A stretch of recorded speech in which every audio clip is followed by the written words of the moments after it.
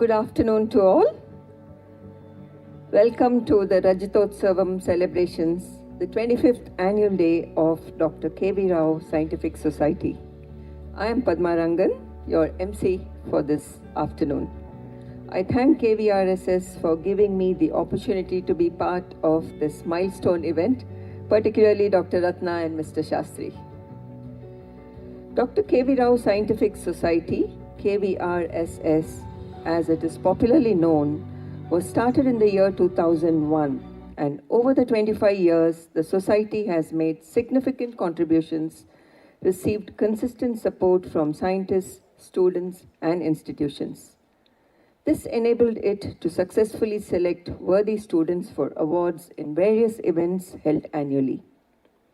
Perceiving the gap in science education, KVRSS embarked upon concept teaching since 2021 through its Innovation Center and Mobile Science Lab. This 25th year marks an important milestone in our journey of nurturing young and new talent and advancing science. Today we are gathered here to celebrate this wonderful milestone. We have amongst us today a galaxy of scientists and distinguished guests. We are extremely lucky to be witnessing this event amongst the company of star-studded intellectuals. Let me assure you that today's matinee event will be action-packed and no less exciting than our recent Red Moon, just that we occur each year. I welcome the distinguished dignitaries to the stage. I request KVRSS volunteers to kindly escort the guests to the stage. Our special guest and orator of the day, Professor Dr. G. Madhavilata, Department of Civil Engineering, Indian Institute of Science, Bangalore. And we have a huge round of applause as we welcome them. Our chief guest, Dr. Vinay Nandukuri, Director, CSIR, Center for Cellular and Molecular Biology, Hyderabad. We also welcome KVRSS committee members, President Mr. Anil Kuti, and Secretary Dr. Ratna.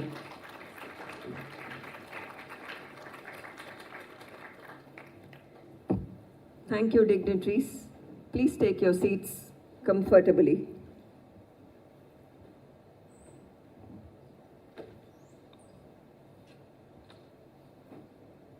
As a tradition, we would start the event with a prayer to seek divine blessings. To present the invocation, we invite Ms. Khushi on stage for the Saraswati Vandana. Can we have Khushi, please?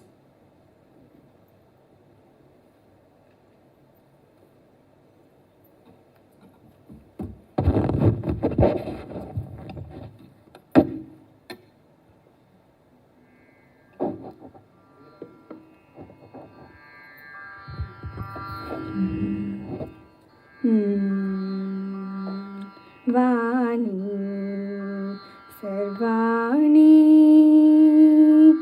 Veenapani पुस्तकधारिणि वाणी सर्वाणि वीणापाणि पुस्तकधारिणि अक्षधाम सुख वारिजपाणि वरदायिनी सुरलोकपालिनी वाणी सर्वाणि शिललु द्रविंचग रसपूरितमुग नीनिक्वान्नपु षड्जमनादमु शिललु द्रविंचग रसपूरितमुग नीनिक्वान्नपु षड्जमनादमु नादमुलोगल ब्रह्मनादमुनु विनगल पुण्युले धन्य जीवुलु वाणी सर्वाणि वीणापाणि पुस्तकधारिणि వాణి సర్వాణి భావము పూజ్యము భంగిమల రుగము భావలయాన్విత రాగముల రుగము భావము పూజ్యము భంగిమల రుగము భావలయాన్విత రాగముల రుగము భావరాగలయ భంగిమలిమ్మ మామిని భారతి వందనమమ్మ భావరాగలయ భంగిమలిమ్మ మామిని భారతి వందనమమ్మ వాణి సర్వాణి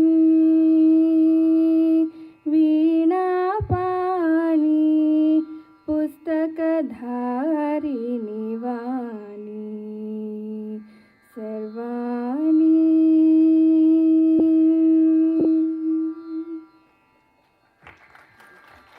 Thank you, Khushi.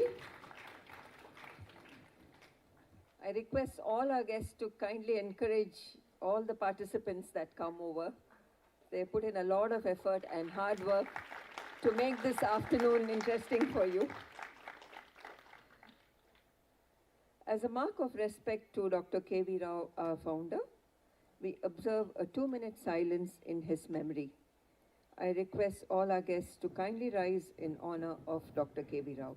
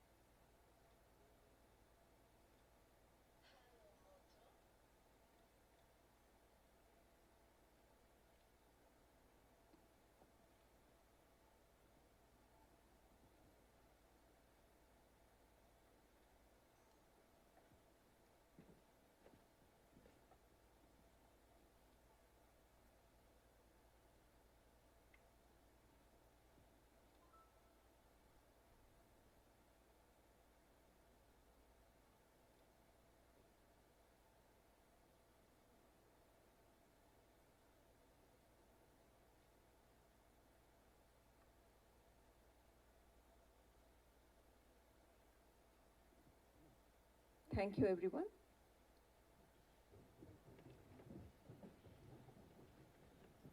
I'm sure Dr. K.V. Rao's spirit is all over the auditorium today and amongst all the scientists here. I now take pleasure in inviting Dr. Ratna, Secretary of KVRSS, to extend a warm welcome to our distinguished guests and present the Secretary's note. I invite Ms. Aparna to introduce Dr. Ratna.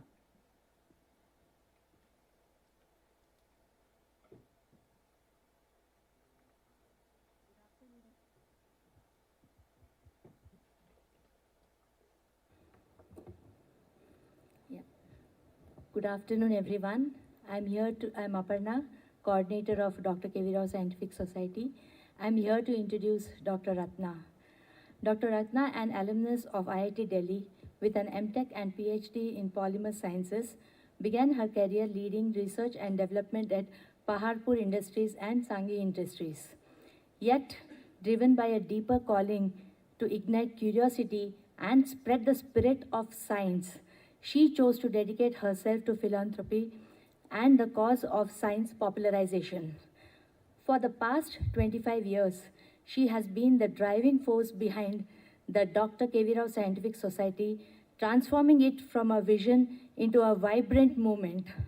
Her journey has been one of the resilience and determination, overcoming challenges of resources, building a strong scientific ecosystem, and creating opportunities for students across diverse backgrounds. Under her leadership, KVRS has not only reached thousands of young minds, but also nurtured future scientists, inspired innovation, and proven that science can be celebrated in every form. Today, The society stands tall as a beacon of learning and inspiration, a true testament to Dr. Ratna's vision, perseverance, and unwavering commitment to serving the society through science. I welcome Dr. Ratna.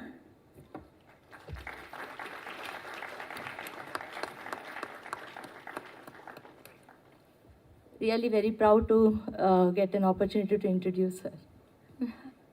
Thank you, Aparna, for the wonderful introduction. This is our 25th year of promoting science, and I really feel very emotional and happy to be presenting the Secretary's note today. Good evening to one and all. On behalf of Dr. KVRSS Scientific Society, I extend a warm welcome to our distinguished guests, esteemed scientists, guests, dear students, teachers, and all those joining us here as well as online as we celebrate this 25 years celebration of KVRSS in science promotion. The vision of KVRSS is to nurture a lifelong friendship with science by inspiring curiosity, creativity, innovation among students and young researchers. Through diverse activities, the society strives to make science accessible, engaging, and impactful at every level of education. Science knows no boundaries. It can be explored, expressed, and celebrated in many forms, whether through research, experimentation, competitions, art, song, or dance. At KVRSS, we believe that spreading scientific knowledge is not just an education, but a service to society. What began in 2001 with a single research award in chemistry has over the years grown into a national platform which embraces senior scientists, doctoral researchers, school students, and teachers alike. In these 25 years, KVRS has created platforms like Research Awards, Spark Innovation Awards, Smart Awards, which are conducted at pan-India level, and more than 30 students are recognized each year for their excellence in science. Now, for the senior scientists, we have Eminent Supervisor Awards also instituted. This year, KVRSS launched Vijnanotsav, a science fair dedicated to identifying and nurturing local talent from Telangana State Board schools. Through these initiatives, we have been able to reach more than 50,000 students till date. Science and technology are the foundations of a nation's progress. Yet our experience with many schools, particularly in government and small private schools, shows that the students continue to face limitations in accessing well-equipped labs. To address this gap, KVRS has established the Science Innovation Center and the Mobile Science Lab, reaching thousands of students across Telangana. This promotes a culture of inquiry through hands-on learning, mentoring, and community outreach. Hands-on learning fosters curiosity, innovation, and scientific temper, ensuring that science is not confined to textbooks, but becomes a live experience for every child, providing opportunities and building a scientifically literate and confident generation. Started in 2021, these initiatives have impacted more than 20,000 students across Telangana.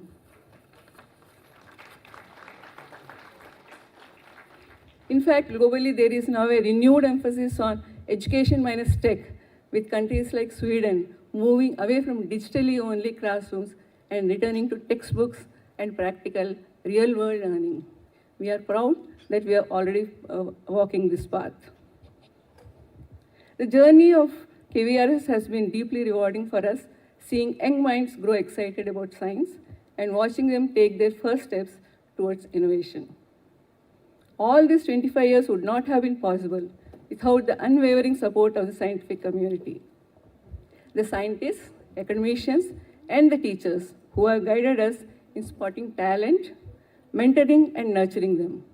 Some of these scientists are here with us today, and it is our privilege that we should honor them. Also, it's a proud moment to celebrate our research awardees who have come back to support our activities and play a part in judging as well as mentoring the young students. Our executive and technical committee members have been our constant strength, ensuring quality, credibility, and excellence in every KVRSS activity. We wish to place on record our respects to our founder members, Dr. BVSR Murthy, late Dr. KJR Murthy, and late Professor Sundar Ramaya for initiating us into this noble cause. Today we are privileged to have two distinguished guests join us in this journey whose achievements in science are a great inspiration to the young students. Professor Madhavilata, Civil Engineering Department, IISc Bangalore, and the team lead of iconic Chenab Rail Bridge will be delivering the 25th Dr. KV Rao Memorial Oration. We are all eagerly looking forward to your oration, ma'am. Welcome to the event. Dr. Vinay K. Nandikuri, Director CSR CCMB, Hyderabad. He is the chief guest for the day. He is a very well-known molecular biologist, celebrated for his pioneering work on the signaling networks of Mycobacterium tuberculosis. We welcome you, sir, for this event. As we step into the next chapter of our journey, we reaffirm our mission to ignite curiosity, nurture innovation, and inspire future generations through science. I extend my heartfelt thanks to everyone who has contributed to this mission, and I warmly welcome you all once again to the 25th annual day of KVRSS. Thank you all.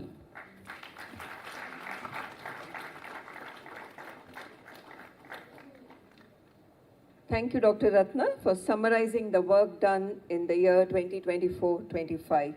It is heartening to note that more than 75,000 students, 250 plus research institutions, and numerous schools have been impacted through the program steered by you. So you are running no less than a mini T-Hub or a junior T-Hub. So a huge round of applause for Dr. Ratna and her work.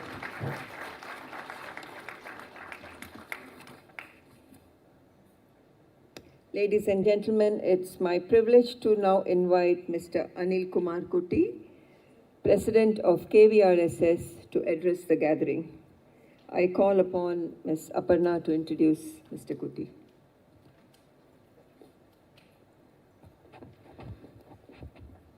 Good afternoon once again. I'm here to introduce our President, Dr. Anil Kumar Kuti, an officer of the 1978 batch of the Indian Administrative Service. Mr. Anil Kumar Kuti has over 3 decades of rich experience across diverse fields, banking, administration, and power sector in both government and private domains. He served as Joint Secretary in the Ministry of Power, Government of India, till 2007, where he contributed significantly to national policy and reforms. He holds a master's degree in physics and was a Parveen Fellow at Princeton University, USA. Beyond his professional accomplishments, Mr. Kuti is an avid reader with a deep passion for science. Since 2013, he has been closely associated with KVRSS, and since 2015, he has been guiding the society as its president. Under his able leadership, KVRSS has spread its wings to a pan-India level. With his rare blend of administrative acumen and scientific spirit, Mr. Kuti continues to be a source of strength and guidance for KVRSS. Please join me in welcoming Mr. Anil Kumar Kuti. Please.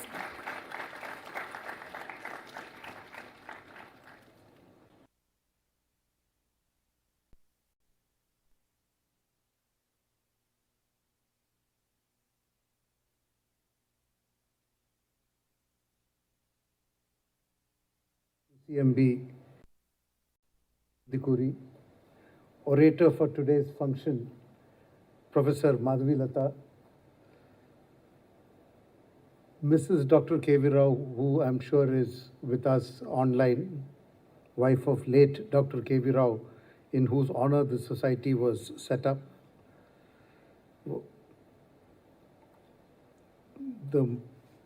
Dr. Ratna, our driving force and moving spirit, as Aparna described her,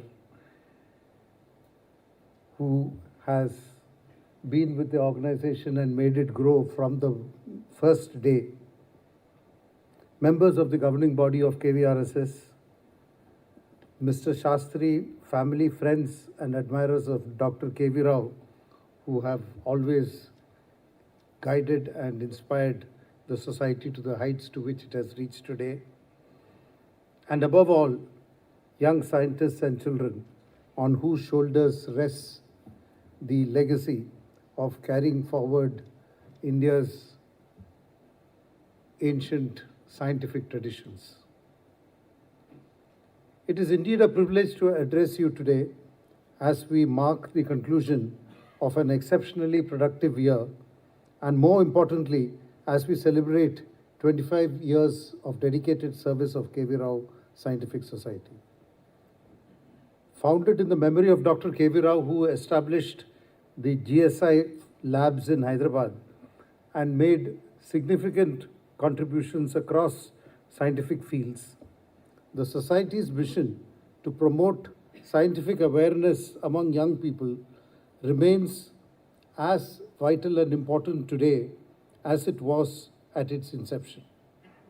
In fact, it is more important today than ever before as we face multiple unexpected challenges: the recent border skirmishes, the trade disputes, challenges of climate change, technology disruptions like artificial intelligence, just to name a few, which are the obstacles which we must overcome on our path to Amrit Kal, the national goal of attaining development country standards by 2047.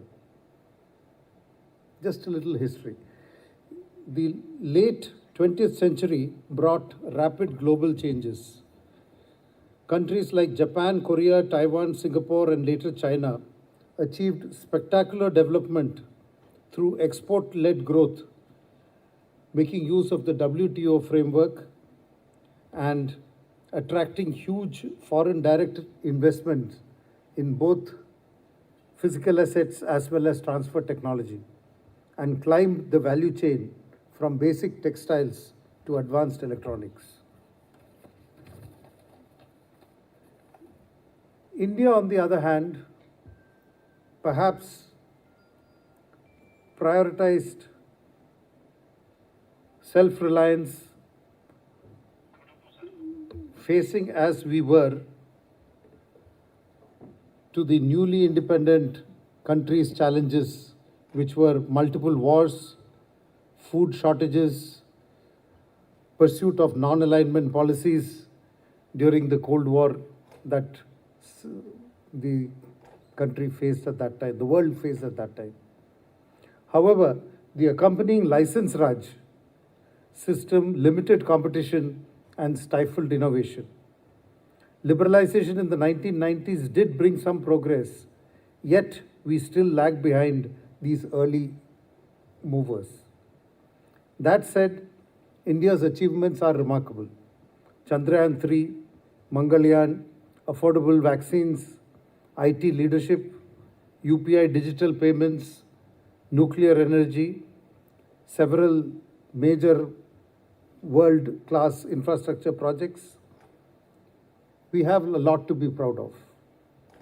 We have also established a number of world-class research institutions like the CCMB, where we are privileged to be seated today, the Indian Institute of Science, which our orator represents, the ISRO, IITs, CSIR, DRDO, IARI, and so on.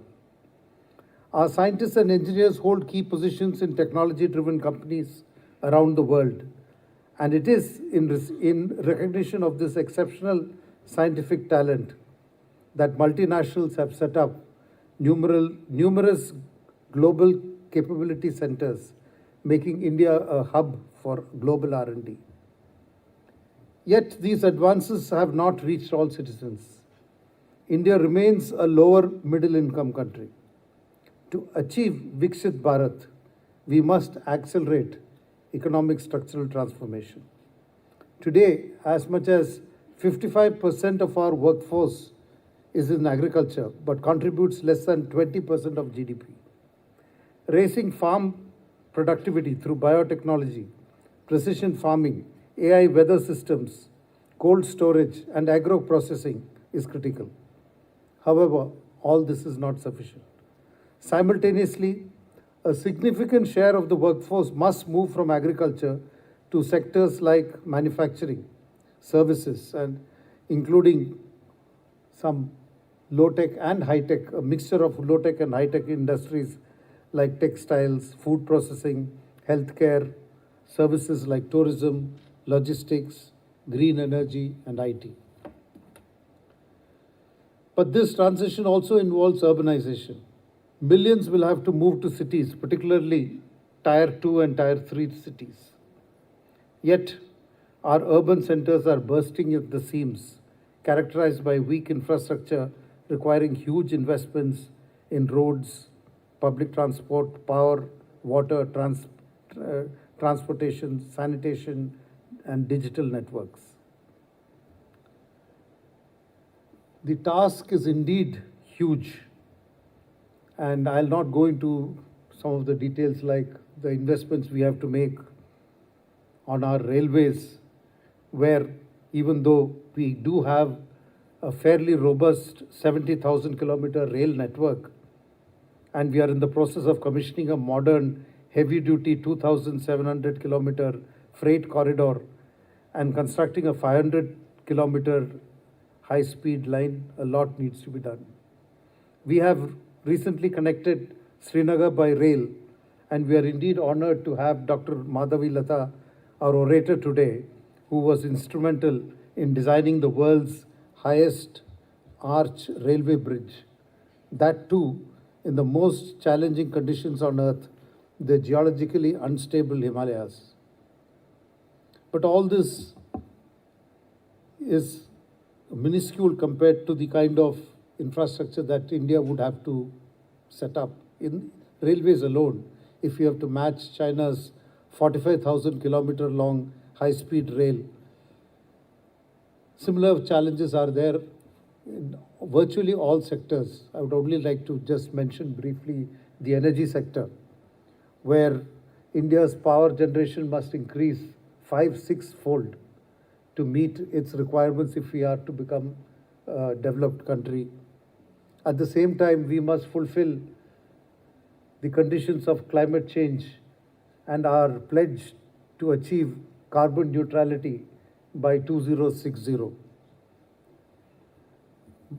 This obviously involves cutting down on hydrocarbons.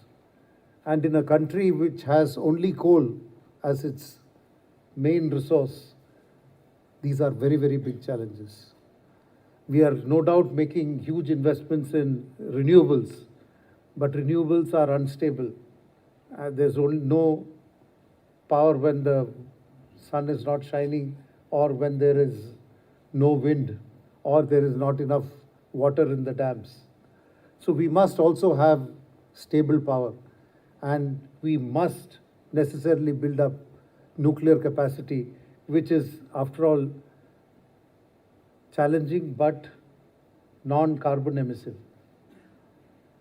We do not have sufficient resources of uranium, but we do have the world's highest deposits of thorium, but the technology is still under development. I'm just mentioning some of these things to sensitize you that the target that we have set ourselves requires huge investments in technology, for which the backbone is research and development.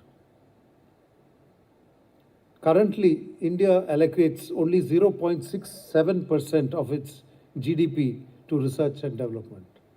In contrast, China, with a GDP 5 times higher than us, spends 2.6% on R&D. The United States 3.6%, South Korea 5.2%, and Israel as much as 6% of its GDP. Here, it also needs to be mentioned that while in most of these countries, the private sector makes the major contribution, in India, the private sector's contribution is only 36%, as against 70 to 80% in most of the OECD countries. Even China, 76% of its R&D expenditure comes from its businesses. Of course, many of its businesses are state-owned enterprises. In recent years, the Government of India has introduced several programs with the goal of increasing expenditure on R&D. These include the Anusandhan National Research Foundation, which offers long-term concessional or zero-interest loans to support private sector R&D in emerging and strategic areas. The Vigyan Dhara initiative on scientific research and capacity building. The Atal Innovation Mission, which promotes innovation at the grassroots level. The Deep Tech Fund Scheme, targeting high-tech startups. The National Quantum Mission, as well as initiatives for the promotion of R&D in pharmaceutical and medtech sectors. While these policies are in place, the programs are yet to take root. Raising R&D to at least 2% of GDP, enhancing industry-academia collaboration, and supporting young talent are some of the most important initiatives we need to pursue. Another metric of R&D commonly used is the number of researchers in a country in proportion to its population. It counts the number of people, full-time equivalent, engaged in R&D per million of population. Here too we are lagging behind. India has 255 researchers per million against China, which has 1,600 per million. United States 4,700 per million. South Korea 7,900 per million. And of course the highest in the world, Israel, which has 8,400 per million. Therefore, allocating adequate resources solely to research infrastructure is inadequate. It's equally essential to cultivate and maintain a robust pool of domestic scientific talent. Encouraging the upcoming generation to pursue careers in science is the only way in which we can achieve our goals. This precisely is the mission of KVRSS. For the past 25 years, our organization has maintained a steadfast commitment to promoting scientific curiosity and advancement among youth in India. Though our resources are limited and we may not make direct material contributions to scientific research, we strive to reach out to bright young minds through our programs. By sparking curiosity, nurturing interest and the spirit of innovation, and offering guidance, we aim to inspire a passion for discovery that may lead to careers in science. We believe that each spark of enthusiasm has the potential to illuminate multiple paths for others to come in the years. From humble beginnings in Hyderabad, we have systematically expanded our footprint across major states of the country, reaching both urban and rural areas. Through our programs, some of which Dr. Ratna explained, especially our Spark Innovation Awards program, hands-on working at our Hyderabad Science Innovation Center, where we also provide facilities for school children to develop their own science projects. Our mobile science labs, we have reached thousands of students, including those from underprivileged backgrounds. Over the years, we may have interacted with as many as 50,000 students, as just mentioned, many of whom have indeed gone on to pursue careers in science. We take great pride in our young scientists awardees, many of whom currently hold positions of prominence in leading institutions around the world. I end by acknowledging and expressing our sincere gratitude to the selfless contribution of our mentors, judges, supporters, participating schools, especially the science teachers who have mentored our participants. And on this occasion, I specially congratulate the contribution of our committed staff led by Dr. Ratna Shastri, who is almost a single woman force behind this organization, ably supported by, of course, Mr. Shastri and Dr. KVRSS family. We also wish to recognize the global KVRSS community, the scholars with whom we engaged in our programs over the past 2.5 decades, many of whom are advancing scientific progress worldwide and stay connected to us through our website and have generously volunteered as mentors for emerging scientists. So, dear scientists and students, the policies and programs for growth are in place. On your young and capable shoulders rests the great task of nation building, of carrying India into Amrit Kal, and of realizing the dream of a developed nation by 2047. I end by quoting the inspiring words of Dr. APJ Abdul Kalam. Dream, dream, dream. Dreams transform into thoughts, and thoughts result in action. May your dreams light the path to a brighter future for our nation. Thank you.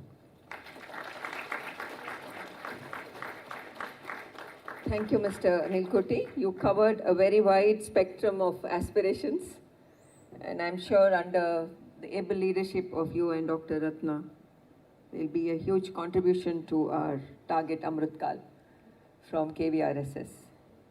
Friends, 25 years is a testimony of the undiluted intent, unwavering passion of KVRSS.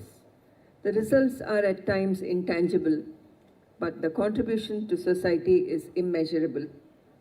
Also noteworthy is the army of volunteers the society has garnered.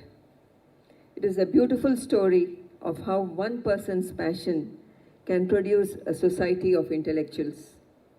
Dr. K.V. Rao's dream and vision is being carefully crafted and carried forward by the society under the able leadership of President Anil Kuti and Secretary Dr. Ratna. So friends, please put a huge round of applause to the leaders and the hugely successful team. Much louder, please, for all the work. Thank you. Thank you. We don't want afternoon lethargy to set in. It's an interesting matinee show. I request the KVRSS team to play the Rajatotsav Milestone video, please. This is a summary of the great work they've done.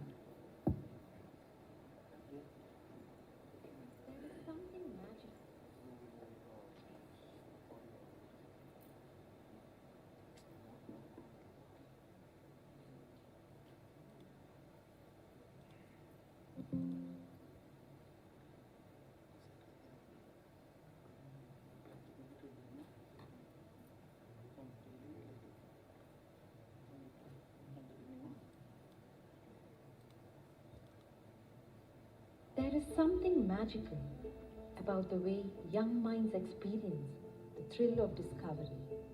There's something equally magical about a mission that identifies talent and nurtures it and lets it blossom. There's something wonderful that happens to a restless mind when it is recognized and encouraged and given the freedom to grow.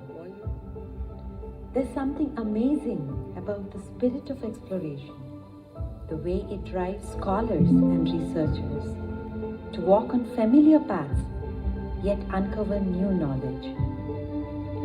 There's something truly challenging, yet rewarding about being a teacher, guiding young explorers as they experiment, question, and step into the vast realm of knowledge. There's something beautiful in the way children learn when they're free to explore and discover. Every child carries a spark of creativity, a spark of innovation, a spark the society aims to ignite by making science joyful, hands-on, and inspiring. And there's something equally wonderful about an institution that celebrates and applauds brilliance without restraint. This spirit is the legacy of late Dr. K.V. Rao, a man of vision, passion, and unwavering love for science and mathematics. Through 2.5 decades, the society has carried forward his journey to ignite young minds, to recognize brilliance, and to inspire generations, to discover, to question, and to shine. To all the brilliant minds we have celebrated, to every supporter who has stood with us, and to everyone who believes in the power of science, we say thank you. The Dr. K.V. Rao Scientific Society extends a warm welcome to you. Come, be part of this journey of discovery, curiosity, and inspiration.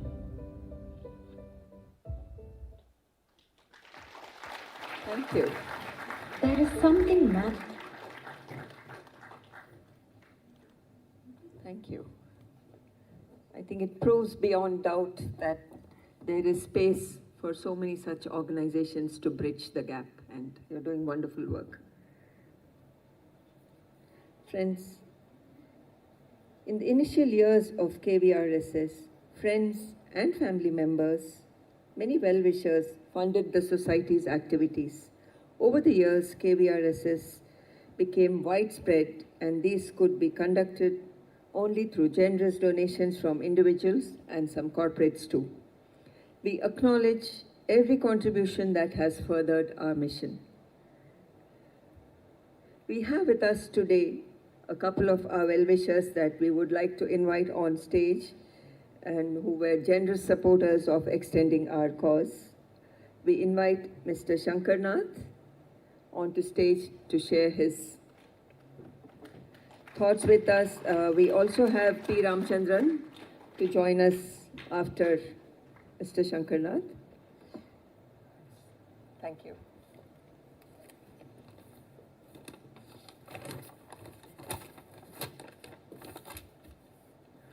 Ladies and gentlemen, the awardees here and the dignitaries on the dais. Today I'm highly delighted. The only regret I have is not I'm one of the amongst the awardees today, right? So I don't know whether I have enough time to still be there. I have known Dr. Ratna and Shastri for many years, almost for 2.5 decades. And it has always been a pleasure interacting with them in their office. And I keep wondering, what is it that motivates them? Year after year, they continue to grow, they continue to bring out excellence in their society. Mr. Kuti spoke a lot about the country, the country's vision. They say that democracy can survive only when there's a nationalism, there's a capitalism, and there is science and technology, right? So I think they become the foundation for any country to remain a democratic country. Added to that, if we have to achieve the Viksit 2047, probably we need to go across the country. I don't know how many districts. I think there are 800 districts in this country. Can we reach every district? I work for large companies, and even to spot a talent, it takes a lot of time and a lot of efforts. A talent not spotted in time is a talent lost forever. And I believe that. So imagine going across the country, the type of resources we'll require. Two prominent ones are the people and, of course, the finances. And at this juncture, I would request rather for many people to communicate about KVRSS to across the world, across the societies they live in. And a word of mouth can be more potent, as I see, than probably looking at the website. And this, I think, is a very powerful tool for many people to contribute to this society.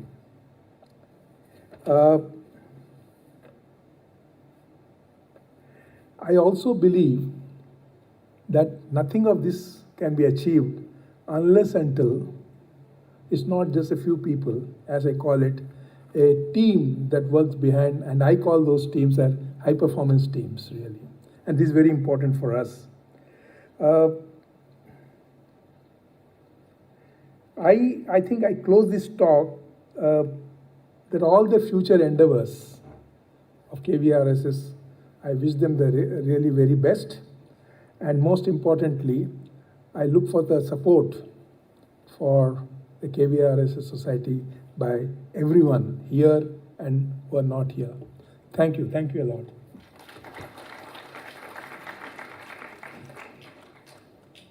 Thank you, Dr. Shankana.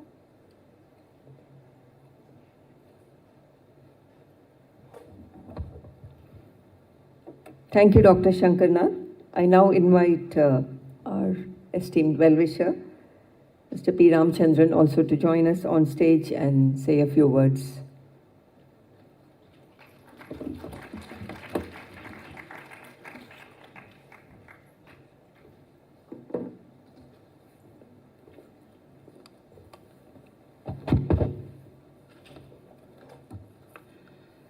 Good afternoon.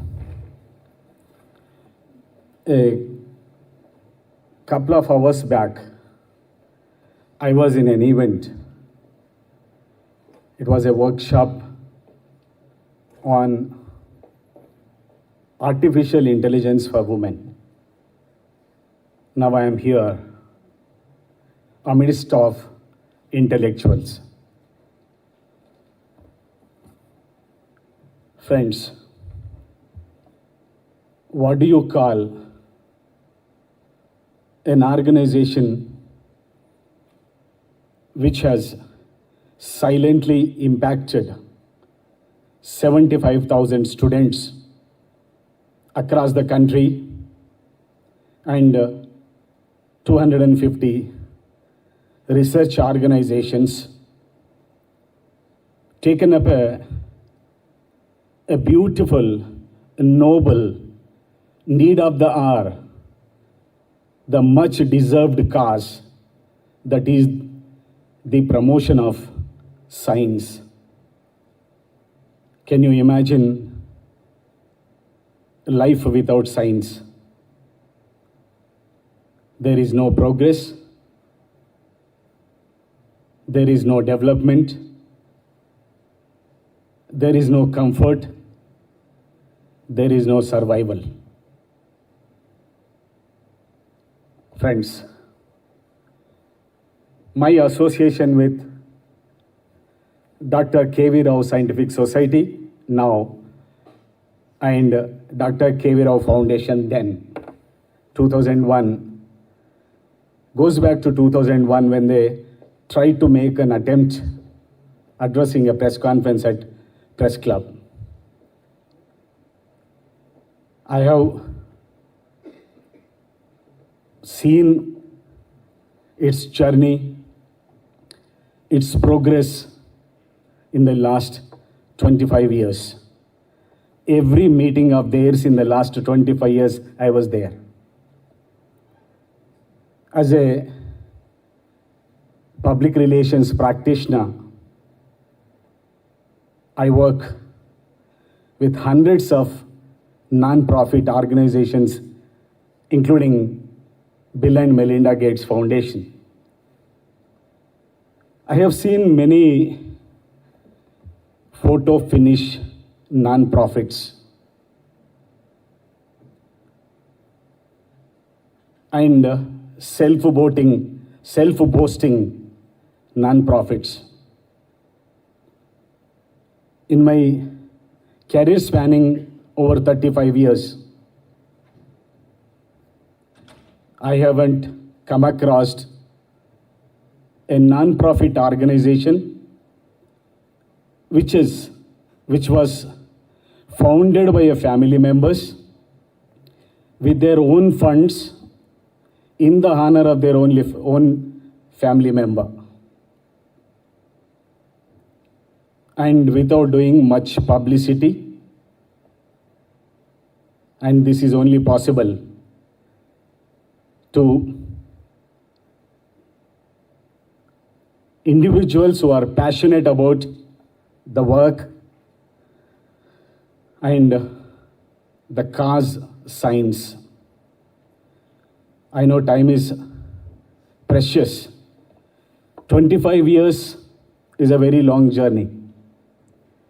We all live in Hyderabad, city of Nawabs and Kebabs, Biryani and Sherwani, Pearls and Paigas, Halim and arches, minarets and modern buildings, and KV Rao Foundation Scientific Society. Dr. KV Rao Scientific Society stands tall like an Eiffel Tower, like a Charminar in the work that it has been doing. May their tribe increase. I heartily congratulate them on this milestone and wish them achieve many more such milestones in future. Thank you so much.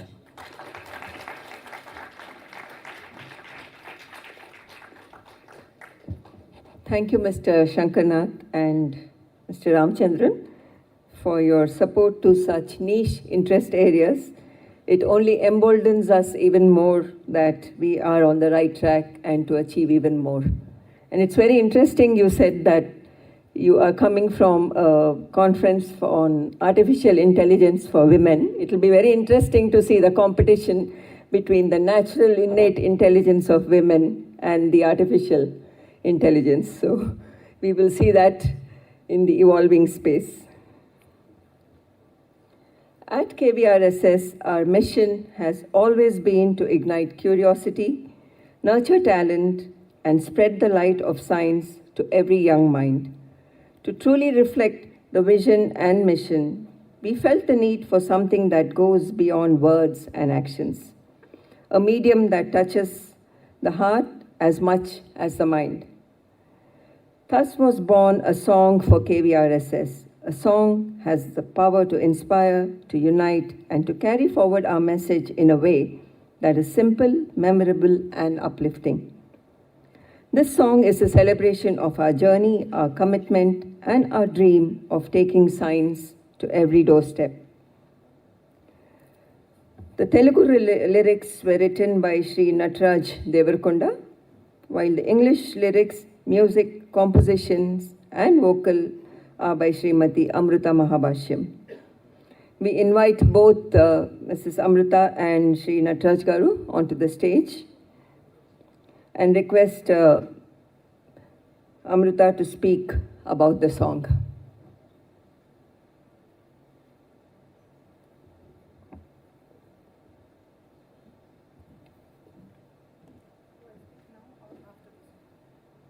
Okay, song first. She would like to speak after the song, so can we have the song first? And we request our, it's a formal go ahead from you to release the song. Shall we? Shall we, audience, say yes? Shall we release? Louder? Yes? Let's go.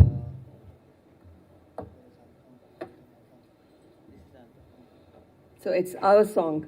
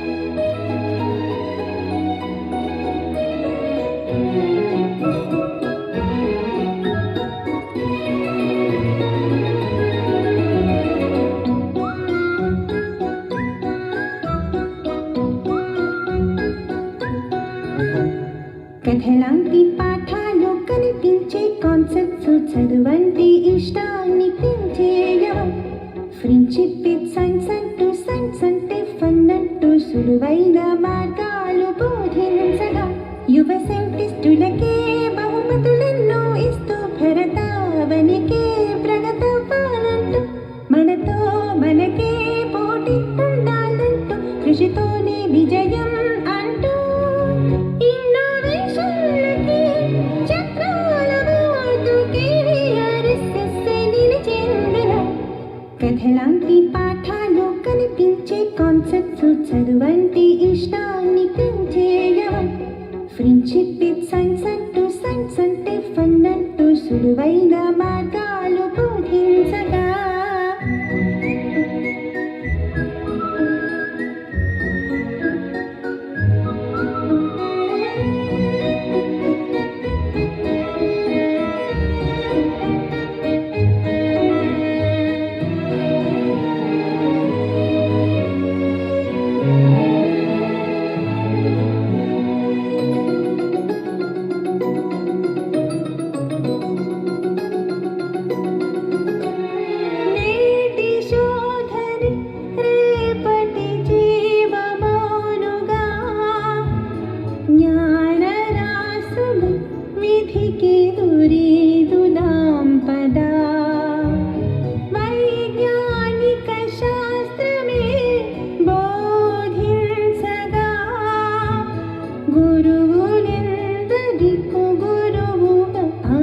బోధించగా ఎందుకు ఏమిటి ఎలా అనడుగుతూ అంతులేని శాస్త్ర సీమ ఒడిలోని నడుగుతూ తెలిసింది నీటి బిందువని తెలియంది పెద్ద సంద్రమని ప్రతిరోజు చేసుకుంటాం దేశం దశ మార్చి దిశ చూపుదా. Let's have fun with science and make friendship with science. Science is the future of great India. Young scientists who make us proud through their research work. Let us pat their back for their endeavor. Observe, dig deep with the help of science models. Dream big, fly high in the field of science. You create, innovate and be the guiding force. Be the light in the sky of science. We are there to guide, reward and mentor, cause KVRSS is a pillar of science. Come, let's have fun with science and make friendship with science. Science is the future of great India. Young scientists who make us proud through their research work. Let us pat their back for their endeavor.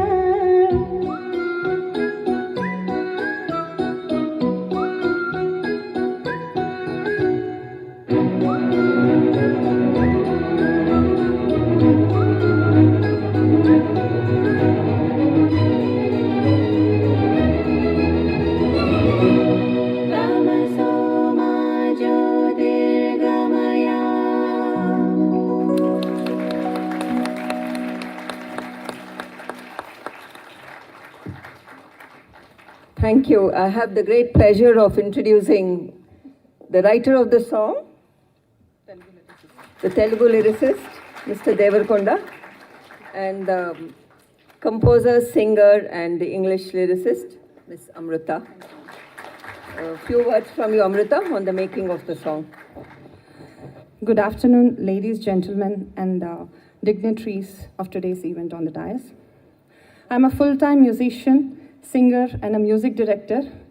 I didn't pen down lyrics much, but for this song, I become a lyricist too this time. I keep composing music for various genres of music, but this one holds a special place in my heart. When Mr. Shastri Garu approached me for this project, he suggested that I should go through the website before, but I said I'll visit them. I'm glad that I went there. After I got to know about their mission, vision, and also their activities, I was awestruck. I understood that they are working for a noble cause and that this society has a bigger purpose. Any subject for that matter, we can develop only if we dig deep, analyze, research, and then innovate. I have done the same with respect to music, and today here I am amongst you because of the same thirst, but towards music, that's all. I'm really delightful to be associated today on this 25th anniversary this way. Thanks Padmarangan Garu for referring me, and thanks Nataraj Devarakonda Garu for penning down Telugu lyrics, and he was continuously, striving to give the best lyric possible in Telugu. And I congratulate all the young awardees today, and a huge respect to the members of KVRS society, and mainly to the scientists who strive hard and come up with innovations for the betterment of India relentlessly. Jai Hind. Thank you.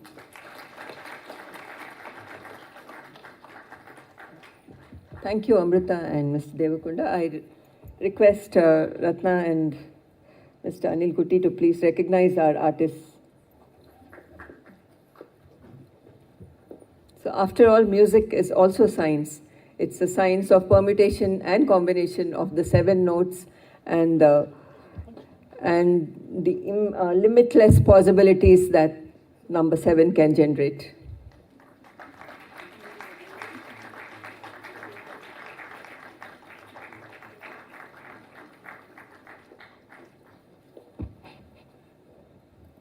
Thank you, Amrita and Mr. Devakunda. Thank you. We now come to the crux of the evening. That's the annual memorial oration lecture. Each year, KVRSS invites an eminent scientist to deliver the Dr. K.V. Rao Memorial Oration at the annual awards function. The talk is aimed to motivate young children and all the other awardees in their quest for excellence and for creating interest and awareness to pursue pure sciences. This year, we are extremely privileged to have a very distinguished scientist, Professor Madhvilata Garu, from Department of Civil Engineering, Indian Institute of Science, Bangalore. She will be presenting our 25th annual memorial lecture. The topic of the oration is what we've all been waiting to hear, the Himalayan task of connecting Jammu and Srinagar by train. And that's by pure natural human intelligence. There's no AI. Our society expresses its sincere thanks to Professor Madhvilata Garu for accepting to deliver the lecture. I invite Ms. Kavita to please introduce Professor Madhvilata.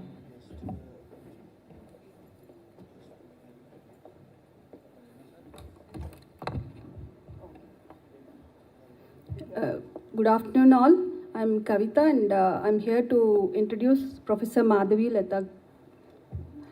Our orator this evening, Professor Madhvilata Gali, is a professor in civil engineering and chair of the Center of Sustainable Technologies at the Indian Institute of Science, Bangalore, a fellow of the Indian National Academy of Engineering. She holds degrees from JNTU Kakinada, NIT Warangal and PhD from IIT Madras. Born in a small farming village in Andhra Pradesh, she was the first engineer from her village and went on to become the first woman faculty member in the Civil Engineering Department of IISc.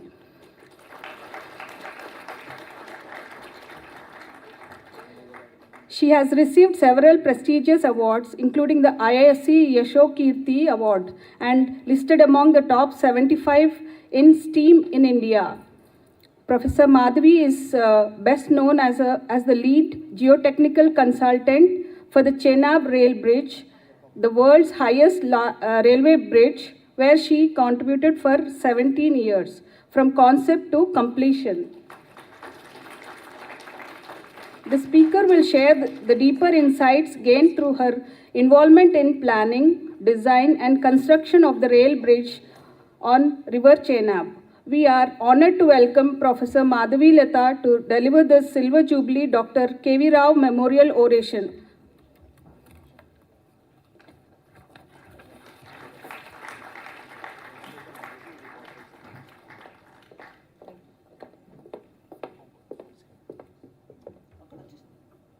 Good afternoon, everyone. I'm extremely honored and privileged to be here to deliver this prestigious oration lecture of the KVR Scientific Society.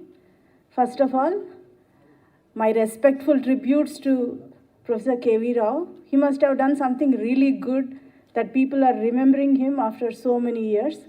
And on his name, so much of activity is going on, which is helpful for the society. So extremely happy to come here and meet all of you.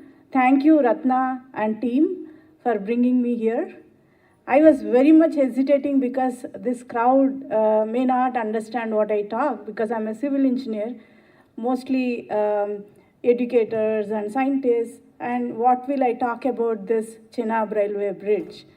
But I'm glad that there are so many school kids here.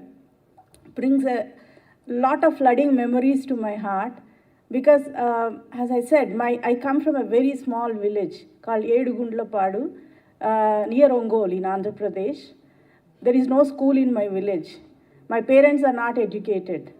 So I studied in government schools throughout.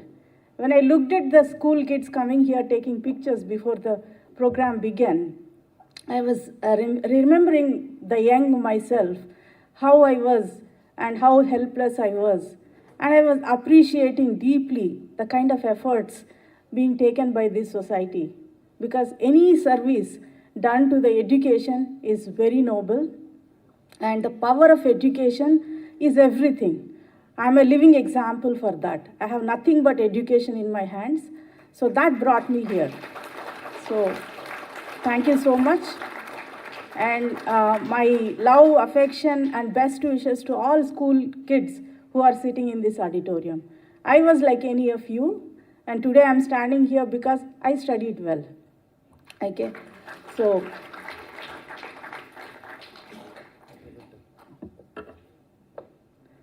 I have shared the story of Chenab Railway Bridge in many forums. I've been talking about it for past 20 years.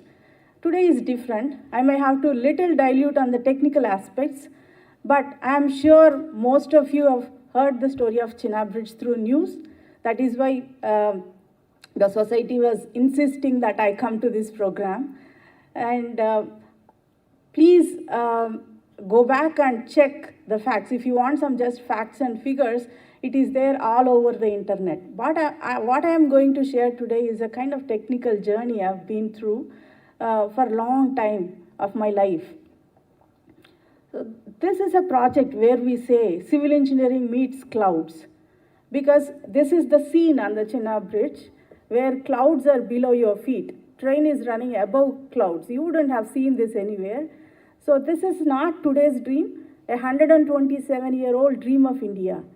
Maharaja of Jammu and Kashmir was planning to connect Jammu and Srinagar by train, but it was not materialized because it's such a challenging geological terrain and no one was daring to do what is to be done. And maybe in the year 2002, the government of India has declared this as a national project and decided that it's time we connect Kashmir to Kanyakumari rail. That was the thought, and the nation was very adamant and determined to do this project, despite the challenges of the terrain. So in 2005, this project is owned by Northern Railways because it's in Jammu.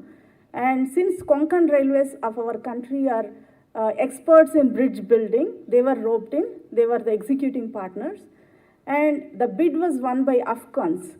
And Afghans was looking for people who are experts in rock engineering, who can help them in the planning, design and construction of this bridge. They approached IISc, and myself and my colleague Professor Sitaram were initially involved. And later he moved out of the project and I continued to be with the project till its completion. So this project, to give a bigger picture, this is a part of the USBRL project, Udhampur, Srinagar, Baramulla rail link, which starts from Udhampur and goes to Katra, where you have Vaishno Devi temple. And then from there it goes to Banihal, where we have very long tunnel in Himalayas, Khajigan, Anantnag, and then goes to Srinagar. Beyond that, it ends at Baramulla. So the Baramulla-Srinagar portion was completed first. It was easy terrain. Udhampur-Katra was also finished later. and all this part was finished. The only part was Katra to Kajigan was the most challenging, because that is where the Chenab railway bridge has to come. And this is the conceptual design with which railways have approached me. And you can see why this project is so challenging. The bridge is at a height of 359 meters above the riverbed, and the bridge connects two hills. It just goes from one hill to the other hill.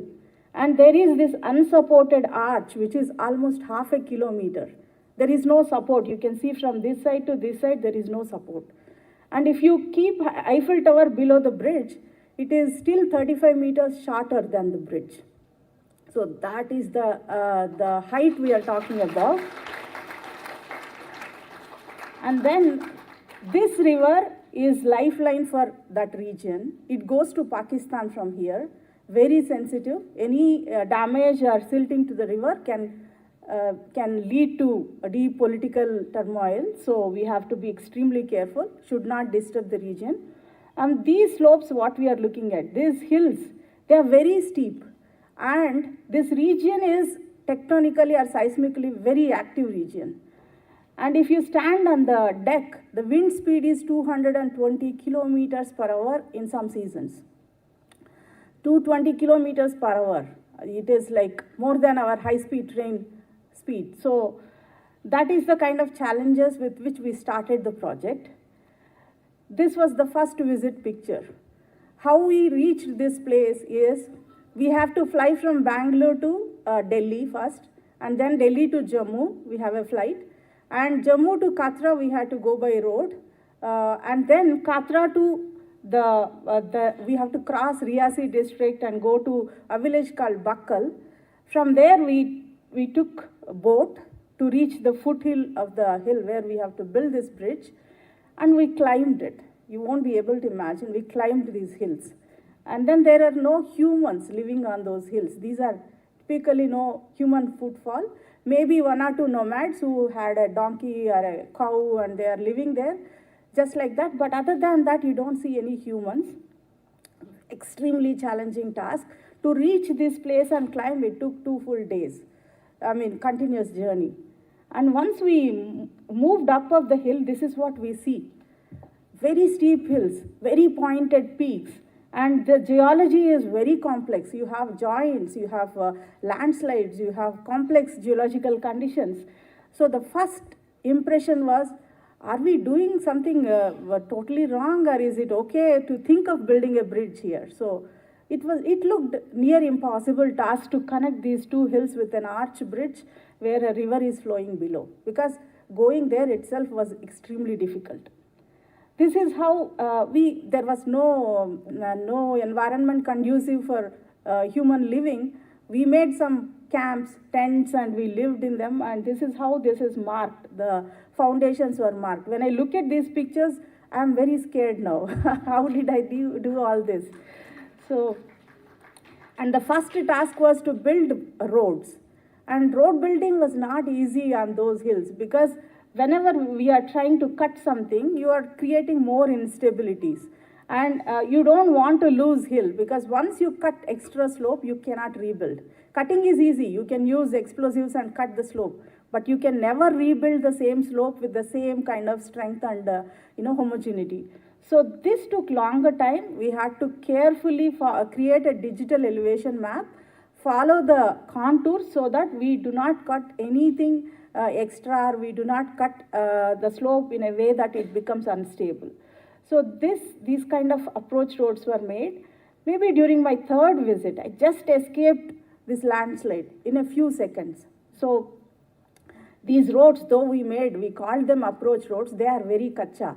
And you take a Qualis car and then you are moving on this road, you don't see anything. You don't see a turn, or you will be seeing the sky. You are not sure whether you are ending up in the valley or taking a turn. So that is the kind of journey, initial days. So extremely challenging. I will not be able to explain the hardships of the initial days.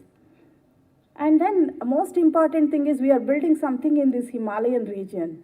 For the benefit of students who are present here, this entire Himalayas is formed due to tectonic activity. Initially, we have this Indian plate, very far from the Europe and Asia. This is Eurasian plate, what we call, together Europe and Asia. But India was completely off from this entire Europe and Asia. And there's a huge ocean which was separating these plates, which is called Tethys Ocean. That got vanished because Indian plate is moving at a rate of almost 10 to 16 centimeter per year. And almost 10 million years ago, the Indian plate came and hit the Eurasian plate, because this is a convergent plate boundary where plates come together. And since both are continents, if you have an ocean and continent plate, ocean plate goes below the continent plate. But since these both are continental plates, no plate want to go down, so they have created this Himalayas because of the collision. So the Himalaya formation itself is a tectonic activity, and still Indian plate moves at a rate of 5 centimeter per year. That means if the bridge design life is 100 years, by the time Indian plate would have moved 5 meters in the northeast direction. That's the kind of terrain we are talking about. Extremely young Sivalik, we call lower Himalayan region, very dynamic, lot of seismic forces.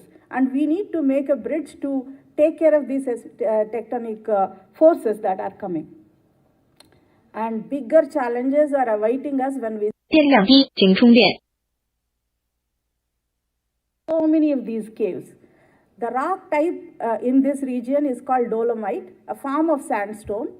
When this is chemically active, you have carbon dioxide in the atmosphere, and then when it reacts with the rain, it makes a carbonic acid, which can react and make the rock dissolve. And then you create this kind of huge joints or caves, where we know mythologically a lot of rishis were meditating inside these caves. So such caves are abundant at the site. So whenever we are trying to build something on it, what happens to these caves? How do we fill them? And there are different types of failures possible. To give you a little brief of the geology, whenever you have a rock or a mountain or a hill, you look at it carefully. No rock is intact. That means you don't have monolithic rock anywhere. It's very difficult to extract monolithic rocks. You have inherent joints and discontinuities because the formation of rock itself is a tectonic activity. So in such kind of jointed rock condition, you have multiple failure types possible. There is one joint, for example, which tries to pull out this rock from the slope, then we call it sliding. If there are two joints which intersect with each other, forming a wedge, then the wedge is trying to fall into the valley, we call it wedge failure. And if the rock itself is completely disintegrated, it doesn't cut as sharp as this, but it behaves like this. There's a global flow, like a slope failure, landslide. Or if you have series of parallel slabs of rock like this, they can topple into the valley. These are the different types of failures possible for which we had to analyze. Now we have this big data. All of us understand big data these days. First data is you have a digital elevation model which gives you the coordinates, x, y, z coordinate of every point on both the slopes. This is created. Then the seismology data. What would be the possible by IIT Roorkee. They have done some site-specific analysis and they have given this data, but I cannot use it directly into the analysis. I need to modify this. And there is this boreholes. Almost 1 kilometer deep boreholes were dug at the site to understand what is the subsurface condition.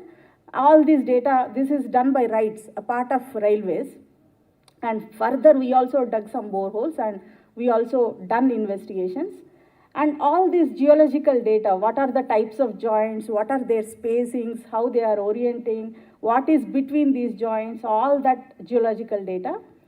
And lithology, type of rock, some places the rock is completely weathered, we have shear zones, some places it is changed itself from dolomite to quartzite, and then at some places it is converted itself to shale. Shale is kind of very soft rock. So all that lithology is coming from this data. And then you have tomography data. This is done by National Institute of Rock Mechanics, where we send electric pulse into the subsurface. and based on the resistance offered by different materials, we determine the voids, the joints, what I was talking about, which one is a void or which one is dense rock, which one is lighter rock, all this data is coming. So we need to connect all this data and analyze for all types of failures I talked about before we design the slope stability measures. So these are my specific contributions to the project. Development of slope profiles. Because the slope is like undulating, you can't just make foundations. Foundations here are very big, not the regular foundations we see. 30 meters by 40 meters, how do you dig into the rock? That too at a depth of 20 meters below the rock. So that is the size we are talking about. So development of slope profiles for that, geological and geotechnical investigations and characterizations, slope stability analysis, and excavation scheme development, foundation design, design of support systems, construction methodology and design, 电量低，请充电。 monitoring during construction, and instrumentation and long-term stability measures. So this is the involvement for 2005 to 2022 until the bridge is completed. Now this is the first picture taken from my computer, the Excel sheet I prepared when Railways asked me to create slope profiles. Right, when I look back and see these pictures, I realize how immature I was at that point, because the bridge has taught me so much than what I have given to the bridge. I always tell that. It's a very steep learning. As academicians, we always believe that whatever we read in books or whatever we imagine can work in the field, but it is extremely impractical. Many times our textbook methods do not work. So you look at this picture where I was imagining that wherever we have to put foundation, just cut the rock and just place the foundation. Otherwise, you just follow the slope and then make a cut and put the foundation. But unfortunately, I was interacting with these railway officials. We have extremely intelligent, talented IRS officers in railways. They are so good that they can do hand calculations. They are very, very knowledgeable in the practical aspect. So I have learned that the railways is in safe hands only after joining and working in this project. So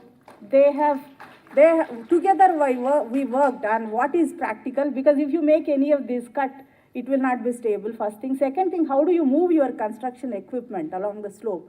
You need to have berms, you need to have places, and you need to have these stable berms. So that is how this kind of design is evolved. This is the slope profile cut, finally was approved by railways.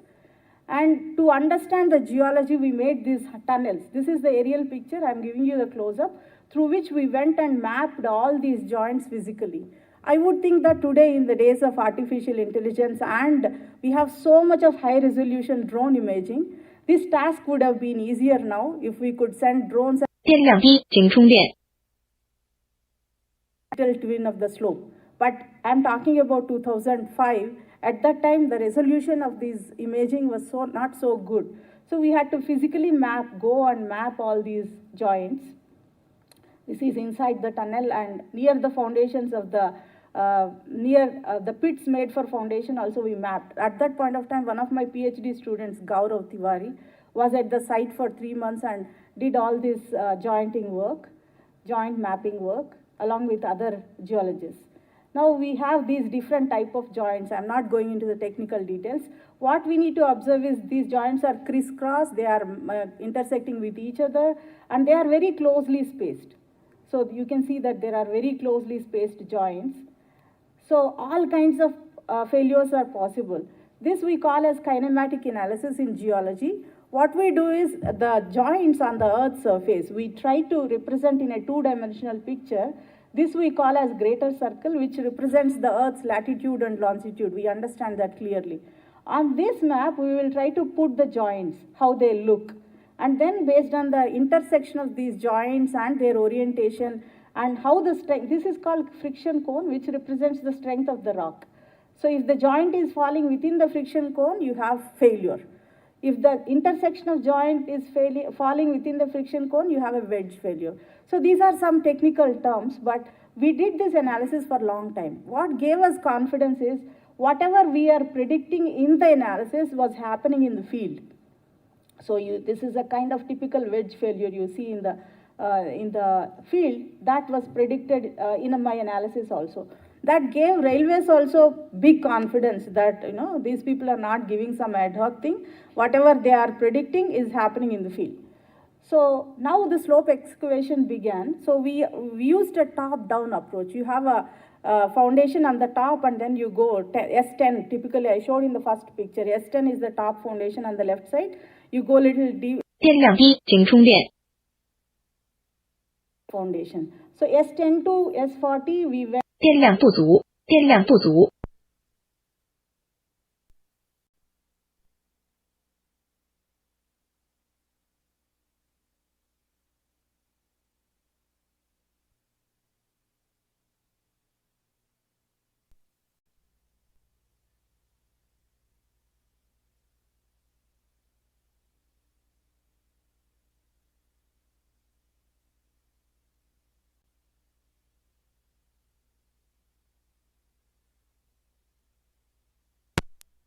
To take it out, it doesn't come as easily. So this is called pre.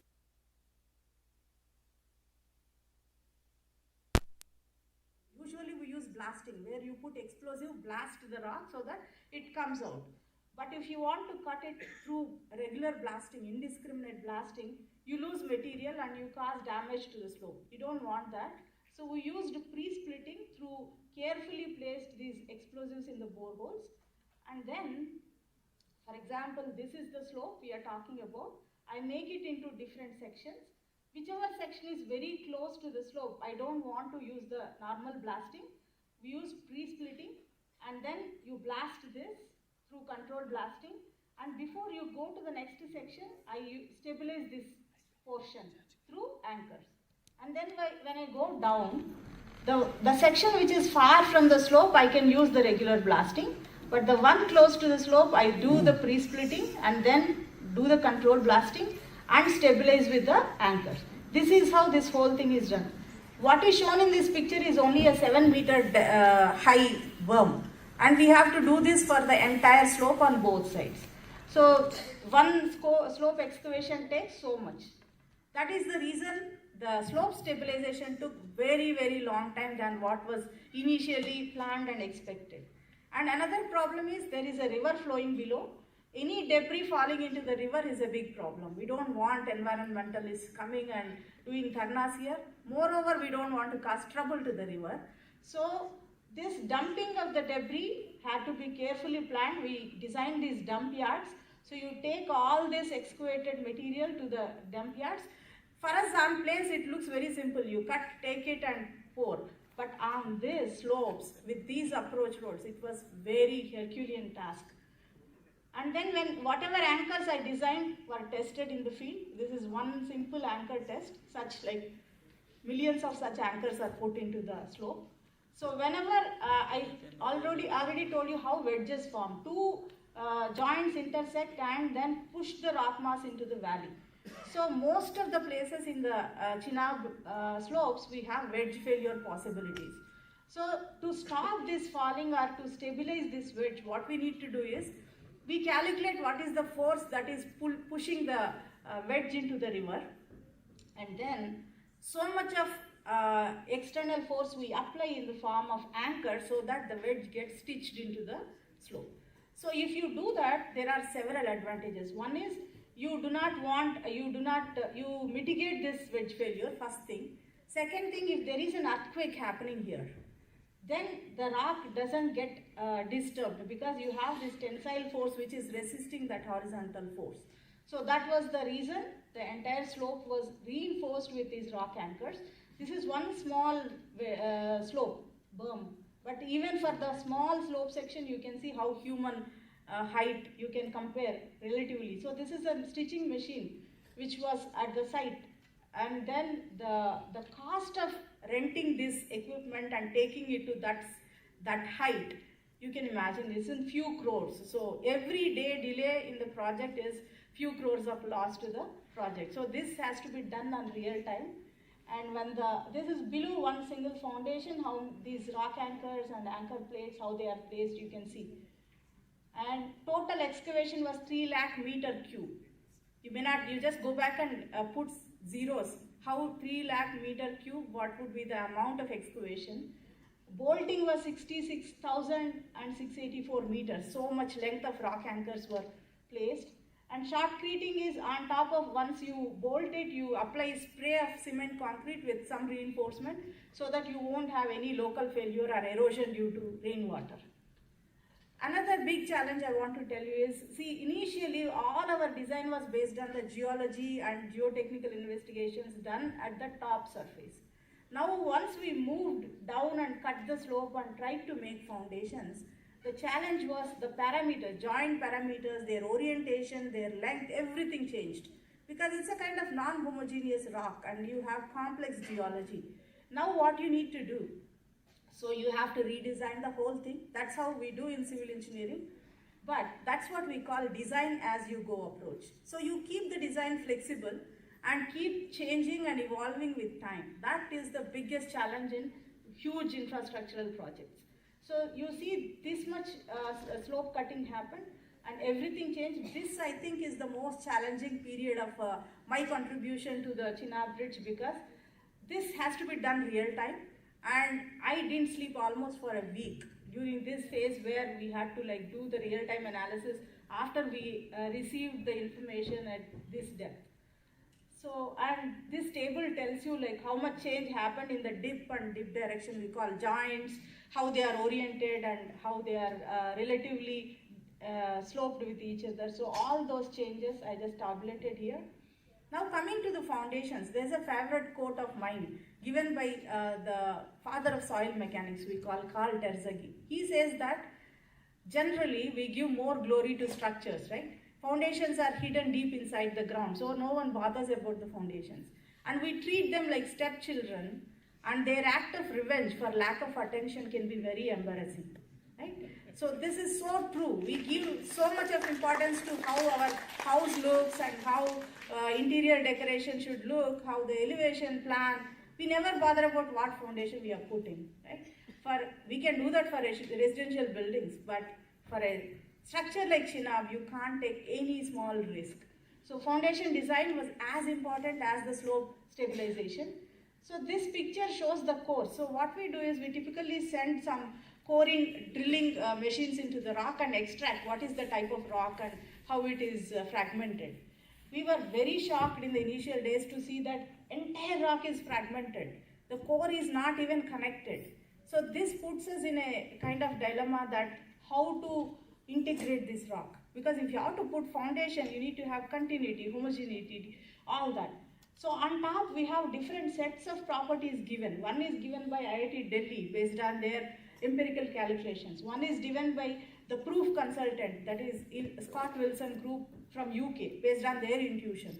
One was derived by us based on the test we did at the field. So we had to, which one to choose? There's when we are working on railways or any government organization, you cannot say that I will just take mine.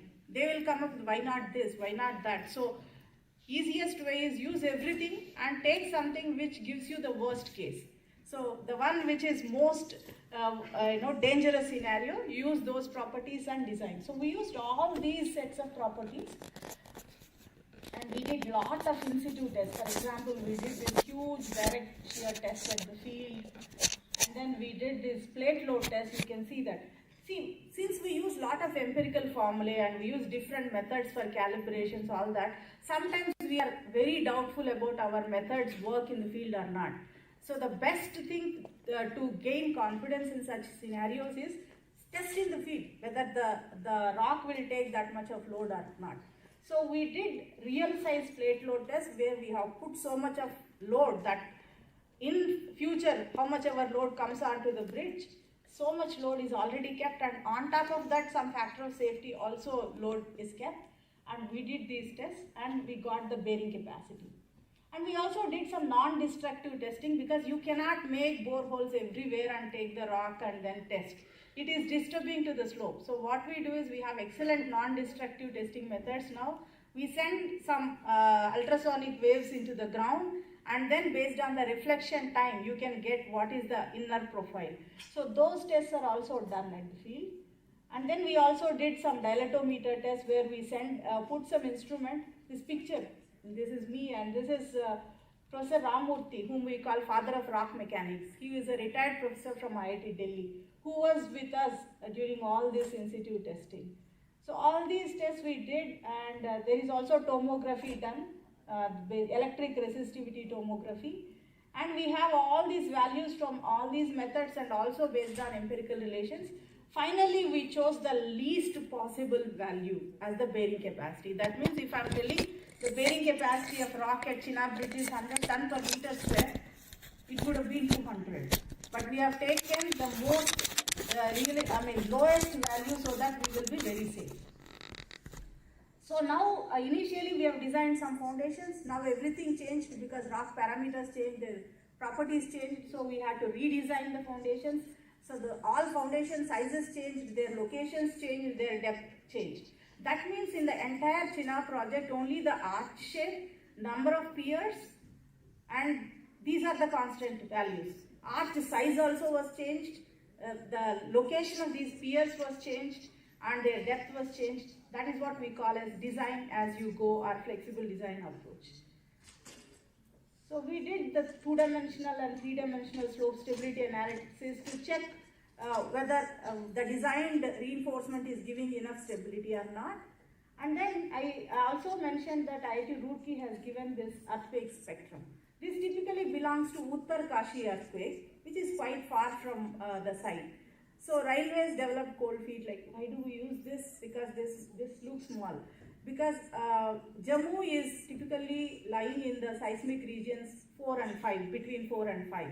So this belongs to seismic zone 4. So whether to use the same data or we have to do something else. So they have come up with the request that let us not use the same data, but please increase the earthquake magnitude. And then make sure that the bridge stands for an earthquake magnitude of 8. So that was an exercise by for which I have created this synthetic or synthesized earthquake spectrum, not changing the frequency of the data, but increasing the amplitude, if you understand what it is.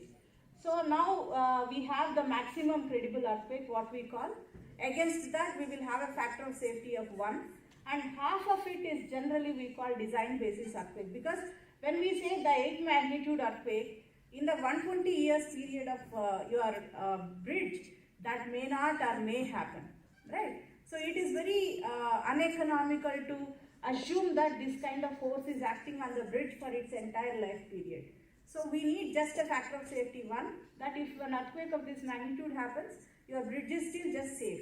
But the actual design earthquake will be half of this magnitude, for which your bridge has very high factor of safety. So that's how it is designed, and the earthquake forces are applied in different directions, and we have taken the worst case scenario as usual, and based on the rock anchors that we designed, we have put that, and foundation loads are put, and we have shown that this bridge becomes stable after all this reinforcement. And then when this is the size of one foundation. When we dug a pit, you can see that this is the huge foundation. And below the foundation, there is again possibility of this wedges, sliding, toppling, all that. So I showed you the cores are also fragmented. So now any foundation when we do design in civil engineering, its influence zone is twice the breadth of the foundation. That is, if your foundation size is 1 meter, up to 2 meters its influence will be there, and you need to have competent stratum up to 2 meters. In rocks, when it is jointed rock, the pressure bulb, instead of twice the breadth, it can go up to 5 times the breadth. So you need to stabilize this entire thing, and you have fragmented rock here. The best possible solution for this is grouting, we call. Grouting is sending cement concrete into the subsurface, so it joins all the fragmented rock. But we have to be careful. Whenever you send the cement grout, it is increasing the volume of the inside, and it might heave the surface. So you need to do it at a very, very low pressure. That was the very difficult task. It took a longer time. Before all that, when we started sending the cement concrete grouting, the entire grout is vanishing into the valley. We don't see a trace of cement. 50,000 bags of cement went without any trace. So that is the period we were not sleeping for 1 month. What to do? I mean, we have counted on like we do grouting and we stabilize rocks, but nothing is working because all these jointed rocks are interconnected joint sets and it just vanishes in the valley because steep slopes, gravity works, all that. So this was a big challenge, and finally we came up with a very intuitive, simple solution for this. We mixed color in the grout. Then we observed where the color is coming out. So we know now that we are sending here, it is coming out here, and it is taking so much time. Based on this time, we have reconstructed the joint patterns inside. Now we know what path it is following. We tested several times, and we got assurance that this is the pattern. Now we designed the grout in such a way that we mix sodium silicate as a catalyst, and we design it in such a way that if 5 times the width of the foundation my grout has to set, I mix so much of sodium silicate that after certain time it just forms the bulb below the foundation. It perfectly worked, and we could grout the entire stratum like this. First you do the outer holes, these are the grout holes, and then you go inside. This creates a barrier so that the next grout which is going inside will not flow outside. So this is how so much of grouting is done. This is the, I think, total cement consumption is 3,02,577 bags for one foundation I'm talking about, okay? So now this is the original rock mix condition, and this is the grouted rock, and if you see carefully, the cement has nicely gone inside and it has created a continuous core. That gave us a great confidence. Now this is working, right? And we also did non-destructive testing. This is before and after. You can see this homogeneous formation. That means the entire stratum is now having similar density and strength. This is the size of the foundation, that S40. You can see 49 meters, 35 meters, and 46.8 meters. So like any human standing, you have to just lift your, I took my family there. Like, they were like, where is the bridge? So it looks very good on the pictures because you take it at a perfect angle, right? But if you go to the field, the size of the bridge hits you. It's so huge that you won't be able to even see the whole bridge at one shot, right? Now this erection of the arch elements was the next task. For the first time, Railways has used this kind of a technique where you are doing this arch erection from both sides.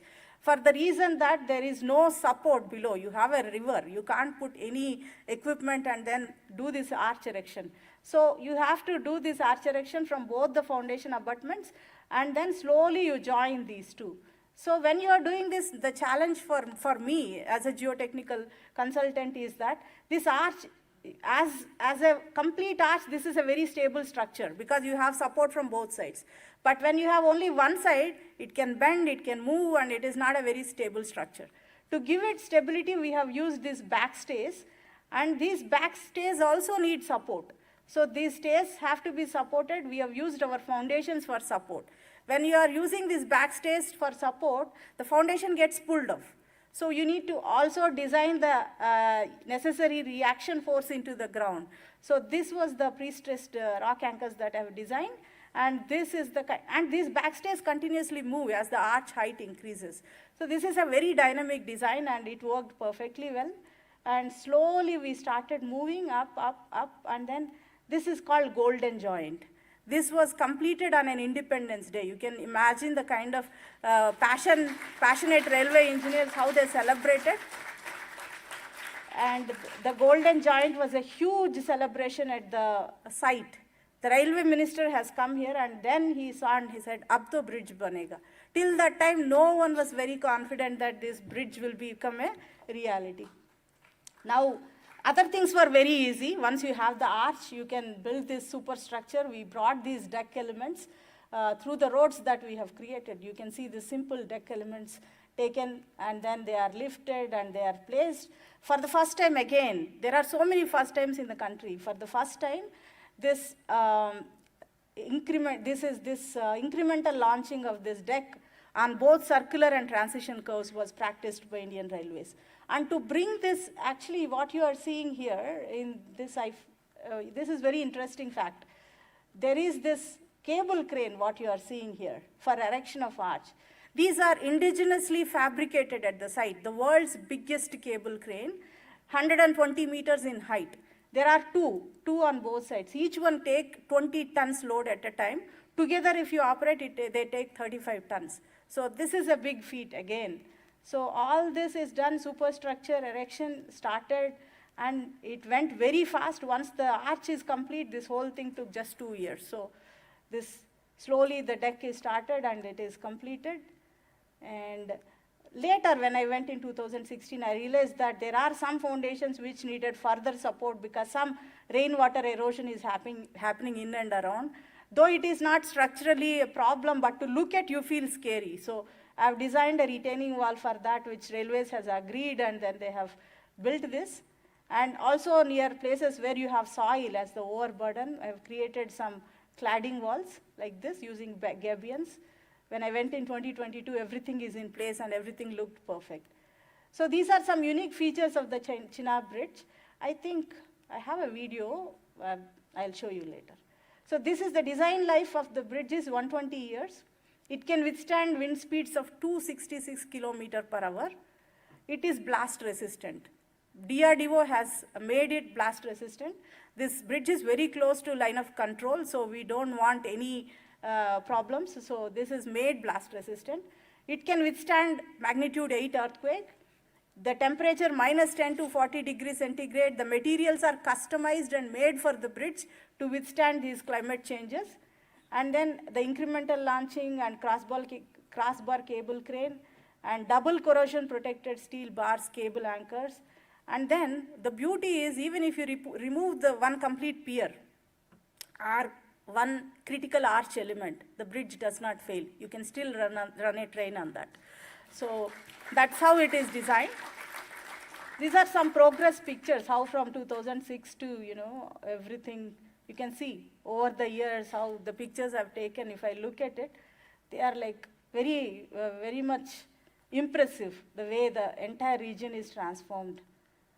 And the first time I told you, it took 2 full days to go from one side to other side. You can walk in few minutes from one side to other side on the deck. So, and this is the winter picture. And a small video I want to play, if someone can help me. This tells you the size of the bridge to get a perspective of what I'm talking about. You can.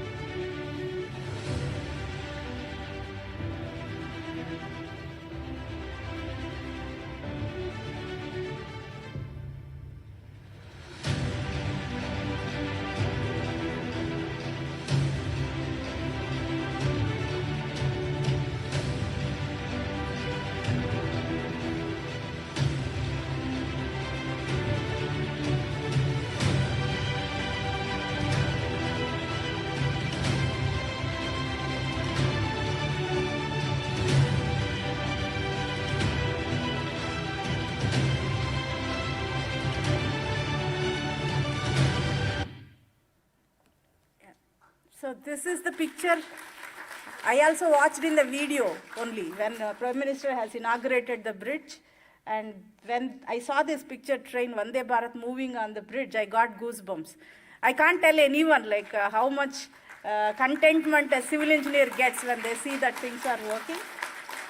And currently there are floods going on in Jammu, all roads closed. So Railways has created special trains to move people from Katra to Sangaldan through this train route. It would have been not possible otherwise without the train connect. Thank you so much.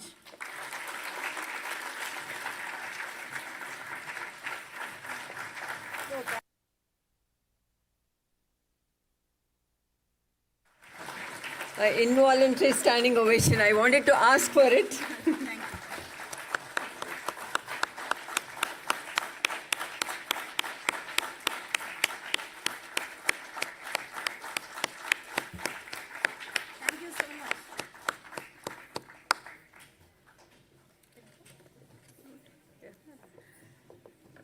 Thank you so much for your love and affection. I've been receiving millions of wishes from all across the world.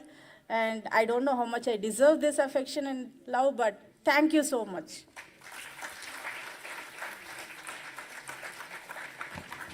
Thank you, Professor Madhvilata. I think you left all of us speechless.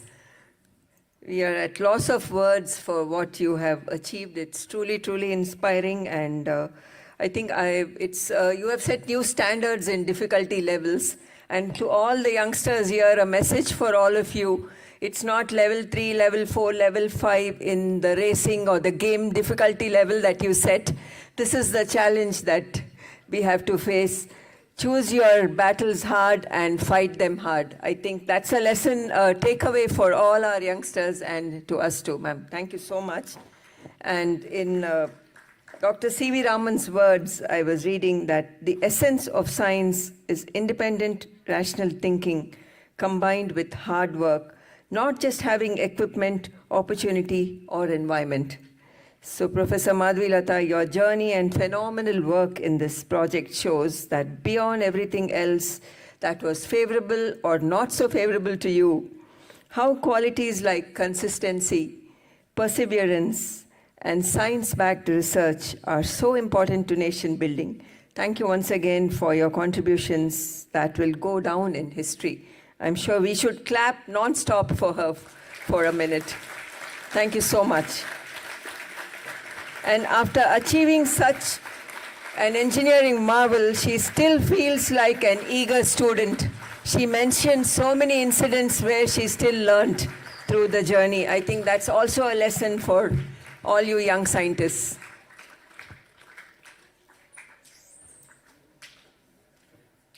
Thank you.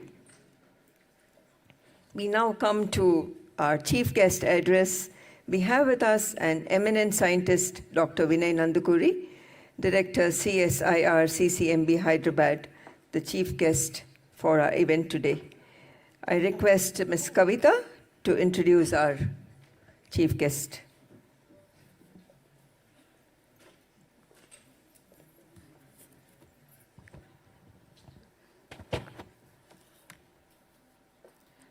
Thank you.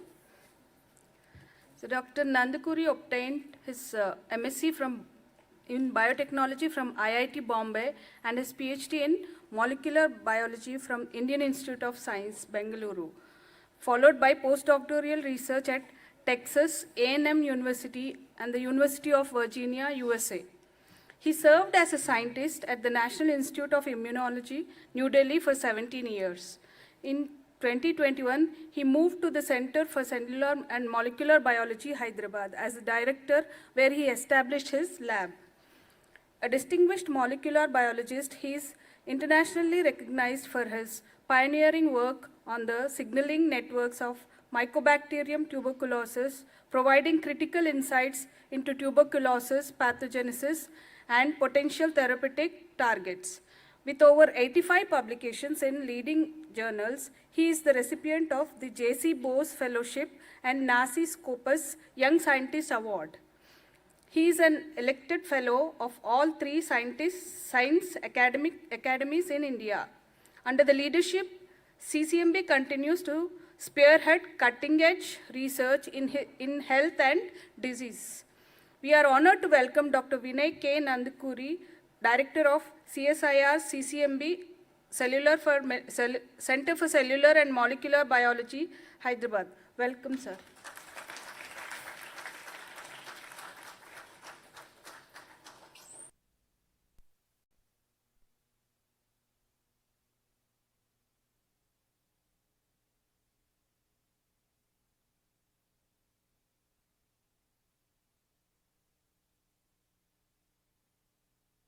Delivering some kind of a talk, but I don't want to do Dr. Madhvilata's lecture. It's fantastic and highly absorbing. I couldn't, it was so absorbing that the whole thing and the kind of feed that was done, it's amazing. Congratulations.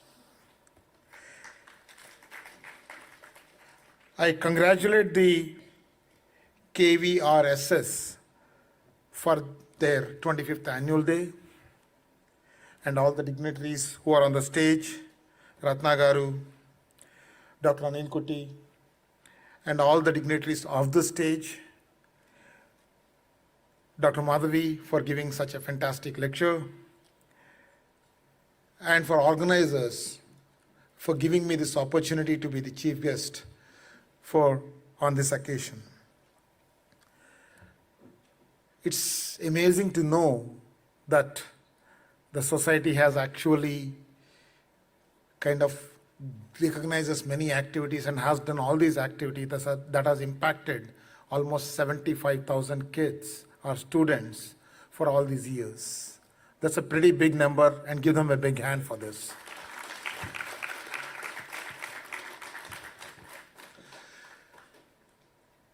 Science is something that actually enlightens us. My journey as far as science is concerned began in coastal Andhra long ago when I was a student. I studied in Visakhapatnam and many other smaller villages of Andhra Pradesh. Eventually ended in Visakhapatnam before I left for masters in IIT Bombay. That's where the introduction started. But what inspires you is before that. And what actually, the people who do that are the teachers. And these teachers are responsible for us to ultimately achieve whatever we achieve. And that goes for the young students here too. And so the fact that the society recognizes both the teachers as well as the students is a very clear tribute, and this is something very, very important. When I was a young student, I realistically didn't know where I was going, and compared to the current generation, which has much better clarity than us during our generation and earlier times. And at some point in time, I thought of engineering, wasn't very interested, thought of pursuing science, wanted to do chemistry. I actually did my bachelor's in chemistry at Visakhapatnam for 3 years, chemistry, physics, mathematics.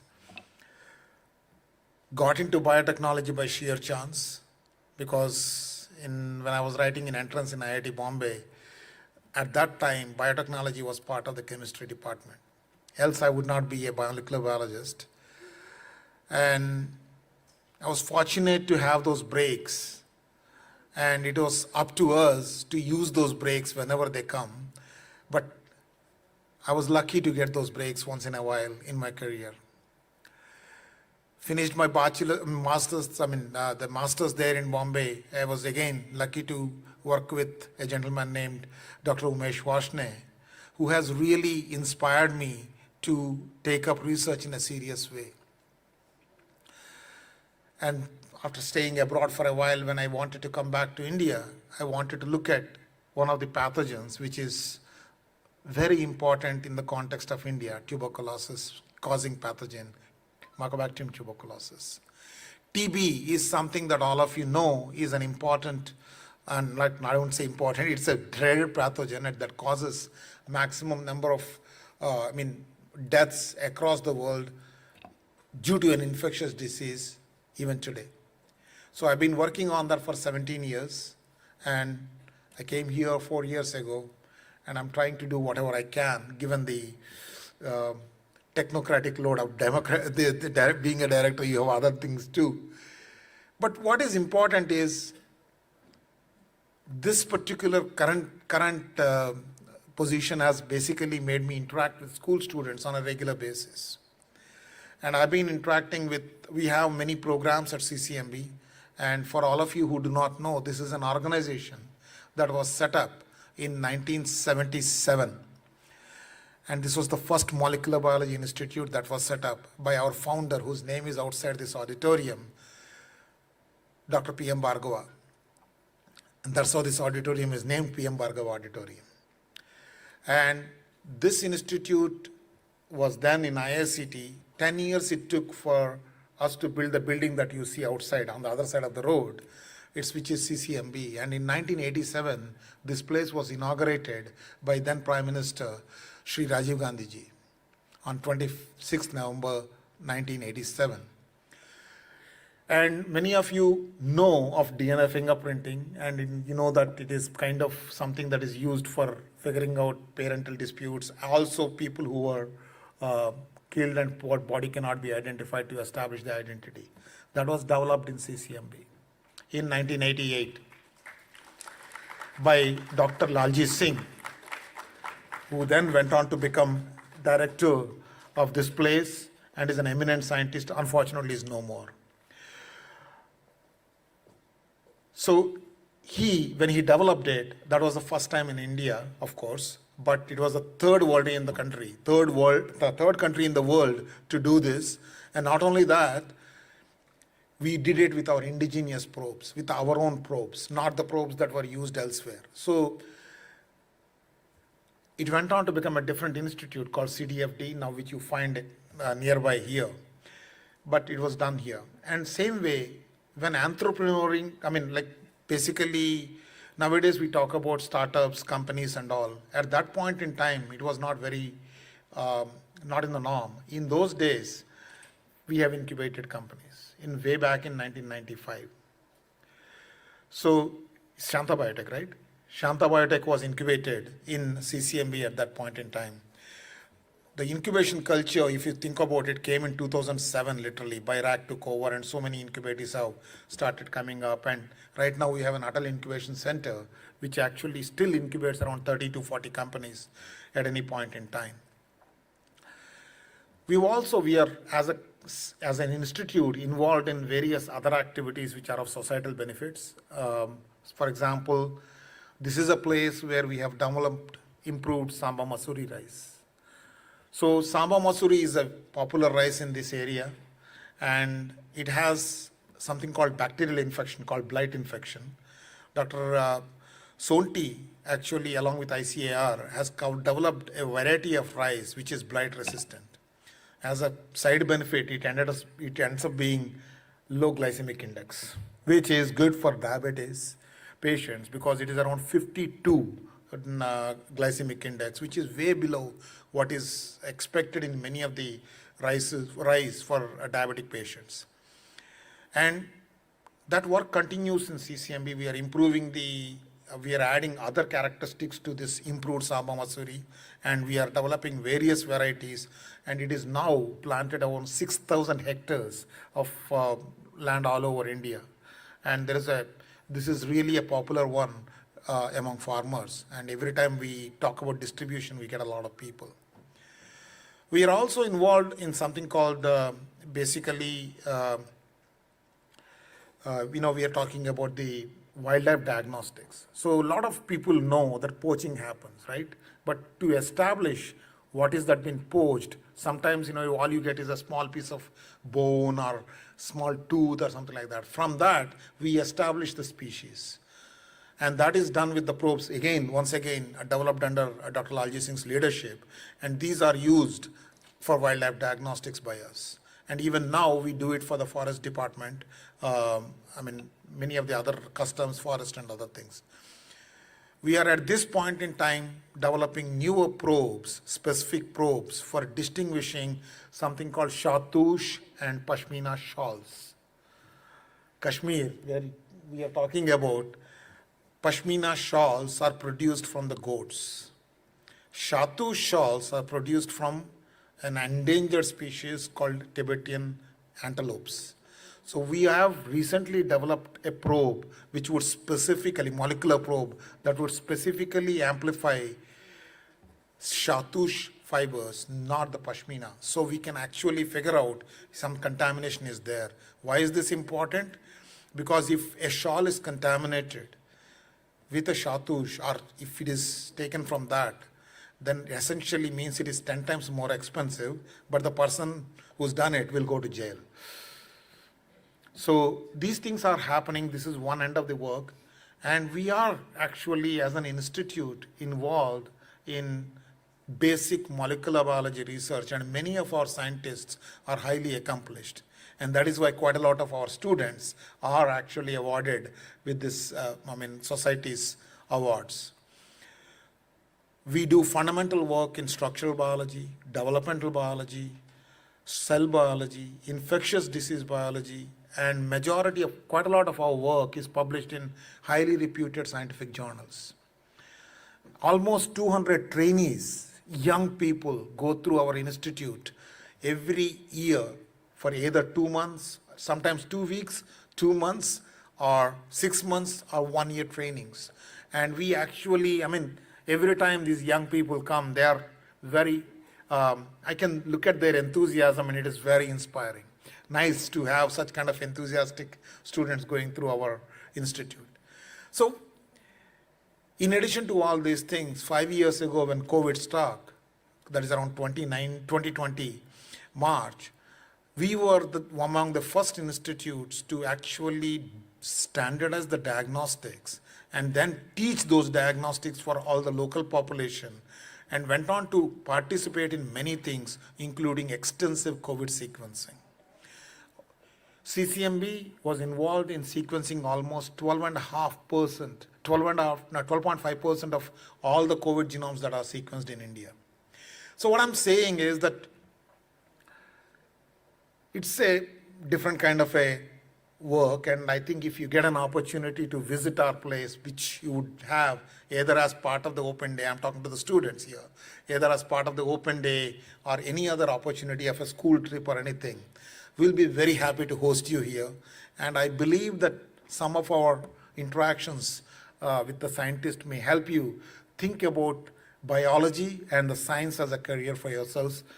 There are other things other than engineering and medical.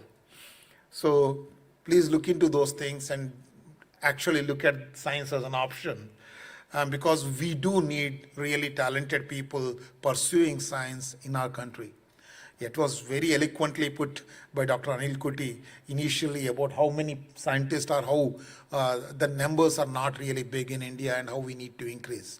That is possible when the students realize there is so much fun in doing science, right? And you can see Dr. Madhavi Lata's whole thing about how the bridge was built and how much science has gone into actually doing that. So it doesn't matter what branch of science is, and the knowledge is the pillar of everything that we do. And more we invest in something like knowledge, there will be better benefits for the country, and that can be fundamental knowledge, that can be applied knowledge, but everything is needed. And we need to, as a country, invest in actually building this knowledge and actually having people who are capable of contributing to that knowledge. And we should be competing. Really, we have very smart people in India. And quite a lot of us, you talk about Google to everywhere, our top leadership has our people, Indians, who are actually done their degrees in IITs and other places. It is important to actually have them here and do something. And in one sense, our country will flourish if we have a way to retain such amazing talent, which is amongst ourselves. And, whether it is biology, engineering, or chemistry, or any aspect, if you young people who are sitting at the back here and there, I can see quite a lot of young people.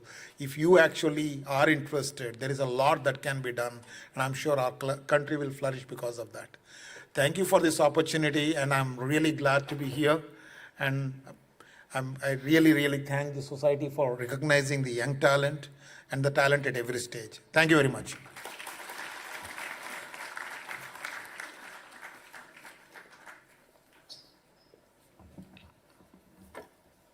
Thank you, Dr. Vinay Nandukuri, for your enlightening words. And I think it is commendable choice by the KVRSS Society to invite two such individuals who have made phenomenal individual contribution to our society. So it's a learning how two individuals can actually impact so widely to our country and society. So thank you so much to both of you. And Dr. Vinay, I was reading that the barcode scanners read the pattern of the white spaces as much as they read the black lines. Much like your phenomenal work of the scientists, you look and find a great deal in the empty spaces. So thank you so much. And I think your contributions were so inspiring. that many more will convert from maths to science, but both are sciences at the end of it. Yeah, thank you.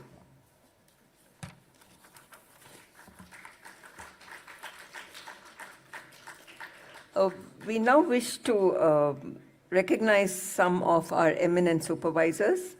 Behind every successful young researcher here is a mentor who shapes ideas, instills rigor, and inspires excellence.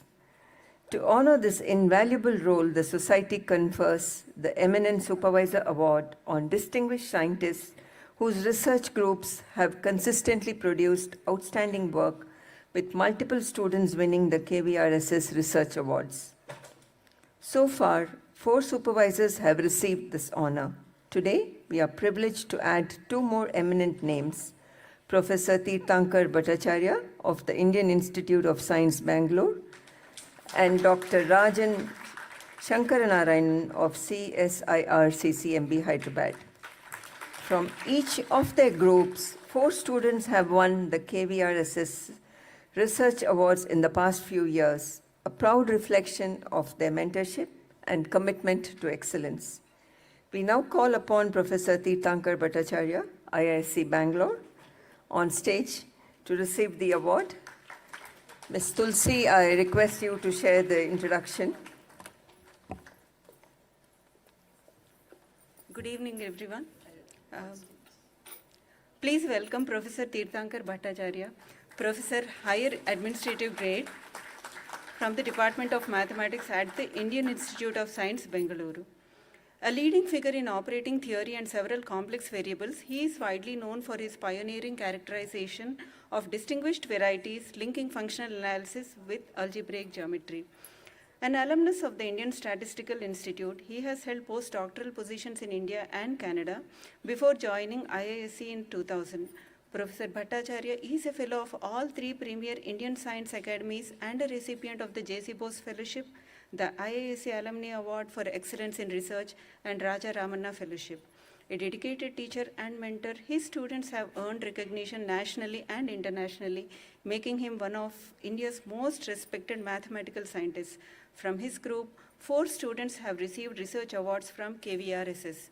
Dr. Haripada Sav in the year 2016, Dr. Anindya Biswas in 2019, Dr. Purnendu Kumar in 2022, and Dr. Abhay Jindal in 2023. We are honored to have you, Professor Tirthankar Bhattacharya, here to receive the Eminent Supervisor Award. Welcome, sir. On stage, Dr. Tirthankar, I request our dignitaries to kindly recognize our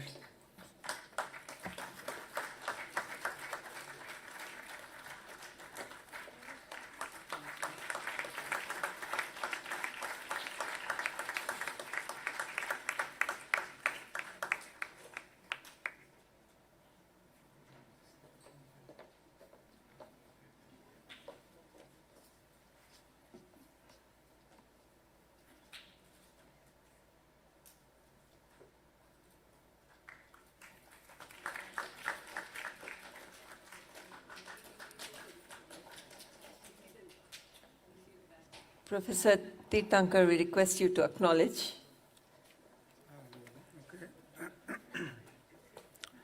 Good afternoon, the dignitaries on stage and the attendees who have spent their valuable time to come here for science. Of course, I'm deeply honored and thankful to KVRSS, and I'm overwhelmed at the good work that the society is doing. A lot has been said this afternoon. It's really inspiring, it's awe-inspiring, and motivates all of us to do a little more than what we have been doing. Since I have been told to say a few words, maybe I can share with you why I'm here today. A few things that have helped me. So these are tips for everyone in case you are looking for tips.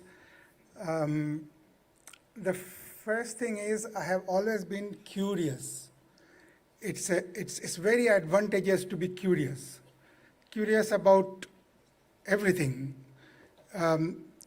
Society discourages curiosity. You can't really peek into your neighbor's home, but in science, always be curious. So this has always prompted me to ask why. Why is something happening? And then you try to find out. The second thing is I'm just intelligent enough to understand the problems and not intelligent enough to understand the solutions. This has greatly helped me again, because then one works very hard to understand the solution. This involvement then continues, becomes your obsession, passion. This leads to the third thing, that when you are so involved, once in a while, ideas occur to you. This doesn't happen without a 24/7 life and death kind of involvement. The fourth thing, I think, is you should know, young minds should know, that failure often happens in science. It's not a rosy journey. My full-time job is I do research and teaching, of course teaching, but I do research as a good part of my job, and I fail every day, trust me. I absolutely fail 360 days out of a year. And then, but what do? You can either not do what you are failing at, or you could fail throughout the day, come back, play some football, or see a movie, whatever your passion is, whatever you like, have a good dinner, and try again the next morning. And this has stood me in good stead so far. That's why you see me standing here. So I think I'm advocating grit. I'm advocating grit. Well, talent is important. Nobody is denying that. But grit is extremely important. It's a Rahul Dravid-like grit. Just stay on the wicket. If you stay long enough, some runs come. I think that's enough. That's why I would like to end. Thank you very much.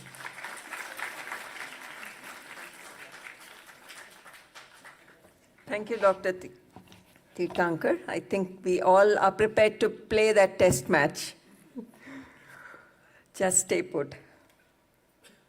We now call upon another distinguished scientist, Dr. Rajan Shankaranarayanan from CSIR CCMB, to receive.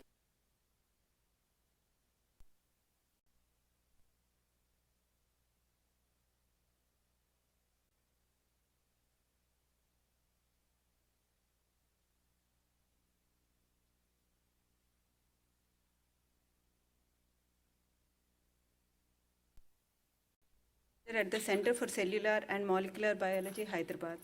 An alumnus of Madurai Kamaraj University and the Indian Institute of Science, he completed his PhD under Professor M. Vijayan and pursued postdoctoral research in France before returning to India in year 2002. Professor Shankaranarayanan is internationally acclaimed for his pioneering discovery of chiral proofreading during protein biosynthesis, a landmark contribution to structural biology. His outstanding work has been recognized with India's highest scientific honors, including the Infosys Prize in Life Sciences, the Shanti Swarup Bhatnagar Prize, and the G.D. Birla Award of Scientific Research. He is also a fellow of all the three major science academies of India and an associate editor of Journal of Structural Biology and board of reviewing editor of the journal eLife. He continues to inspire the next generation of researchers through his groundbreaking contributions to structural biology and molecular life sciences. The 4 young researchers under his guidance who received KVRSS awards are Dr. Tanveer Hussain in the year 2007, Dr. Arvind Penmetsa in year 2008, Dr. Santosh Kumar Kuncha in 2020, and Mr. Pradeep Kumar in 2024. We are honored to have Dr. Rajan Sankar Narayanan here to receive the Eminent Supervisor Award.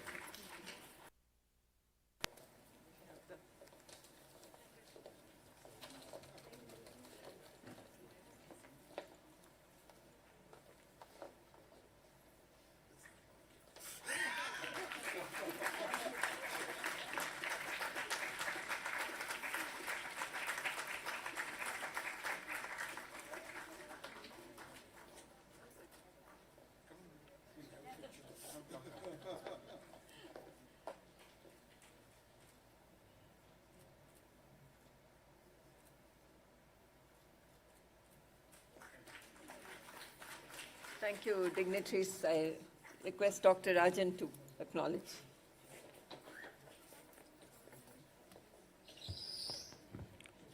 Good evening, everyone.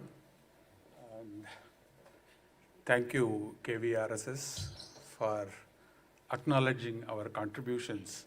And I also congratulate all the people involved with the society, particularly Dr. Ratna, who has been working tirelessly for this cause for several years.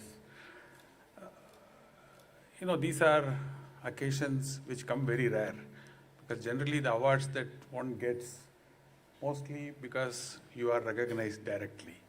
But this makes us really, really proud, and it's one of the very unique things that the students who have been picked up by the award eventually have made you to be recognized. And I think this is something which is very unique. The other thing which I noticed by sheer association with certain institutions over the years is that it looks like an Indian Institute of Science show, in a sense. So, you heard our speaker of the evening today, who is a professor at Indian Institute of Science.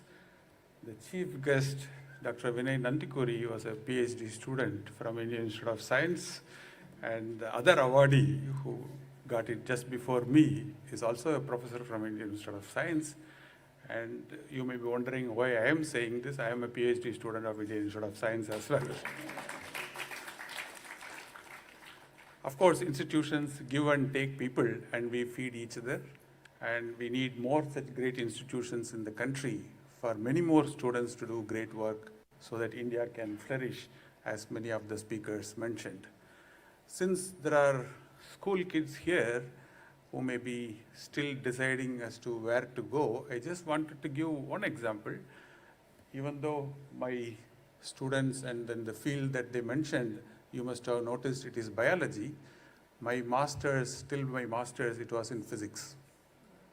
Okay, so we moved from physics to slowly biophysics, and of course because of the sheer association with an institute like Center for Cellular and Molecular Biology, we do cell biology as well as molecular biology to a great extent. But I just wanted to share one example which you may also want to go back and read a little bit. And this is about a person who works in a similar area as ours by name Professor Venki Ramakrishnan. I don't know how many of you students are aware of it, but the information is always in your fingertips, as I used to say today. You don't have to go to a library to find out about him. You can just Google and figure out. Professor Venki Ramakrishnan, as all of you know, received his Nobel Prize for solving the structure of the ribosome, correct? He not only did physics till his master's, his PhD was in master's, and he was a particle physicist for several years. And eventually, when he entered the field of biology and solved the structure of ribosome, in which field he got the Nobel Prize? He got the Nobel Prize in chemistry. So here is a physicist who attacked a problem in biology and got the Nobel Prize in chemistry. That is how fields merge. So anybody who is interested in doing science, you don't have to have boundaries. The whole science is open to us because the fields are now merging. And I wish all the younger minds here all the very best. And once again, thank the KVRSS for this opportunity. Thank you so much.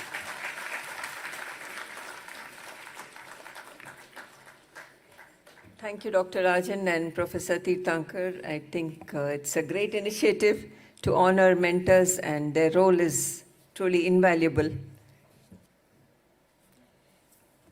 We now request our chief guest to honor our KVRSS Society to honor our chief guest. I think he has to leave before. So, can we have the memento presentation for our chief guest? Request Dr. Ratna and our President, Mr. Anil Kuti, to honor our.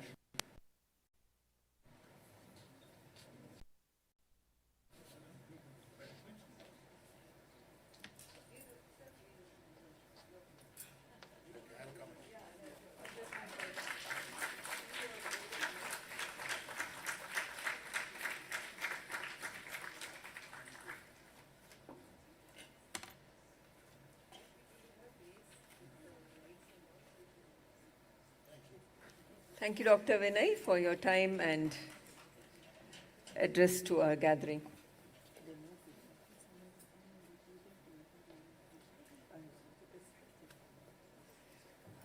So I understand Dr. Vinay has to be excused to attend something more coming up. So Professor Madhvi Lata will continue with us for the rest of the session. And I think there's a great deal of discipline and design that KVRSS is following in not only recognizing budding scientists, but also their mentors, their evaluators. We now move on to recognize the role of jury in KVRSS awards. So everybody's contribution is what makes the society great. One of the key strengths of the society is in the credibility and stature of its evaluation panel. The awards are evaluated by eminent scientists, academicians, and senior professionals drawn from reputed national institutes, universities, and research organizations. Their expertise ensures that the selection process is transparent, merit-based, and impartial. Panels of various KVRSS awards not only assess the scientific merit, originality, and societal impact of the students' work, but also provides valuable mentorship and guidance to promising participants. Their association lends authenticity and prestige, making these awards highly sought after. For young researchers, recognition by such eminent personalities is both an honor and a career-defining milestone. Over the years, this distinguished involvement has established the awards as a true benchmark of excellence in science and innovation at both school and research levels. Today, to acknowledge their unwavering support and diligence in selecting the right candidates, KVRSS deems it an honor to present a token of appreciation to our team of evaluators. The list is exhaustive. However, we appreciate all those who made it to today's event.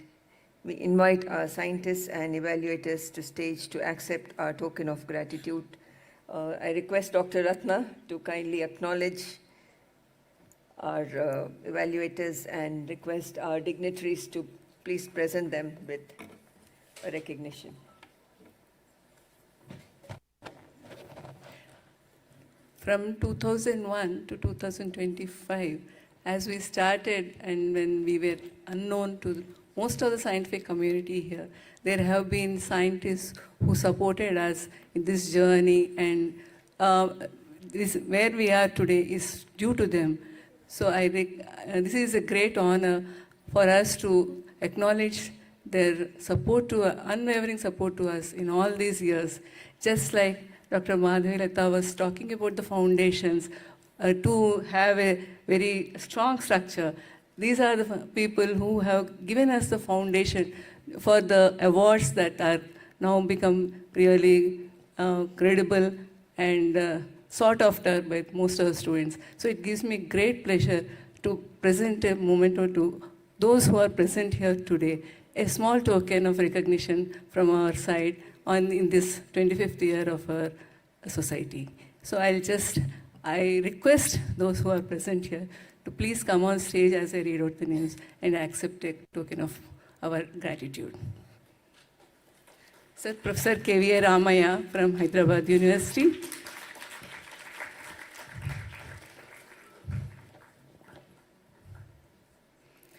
Some of these people, scientists, have been with us in this long journey and even have contributed to the evaluation systems and made them robust and journeyed through us, along with us, and now are in our team actually. So Professor Rama is for technical team also.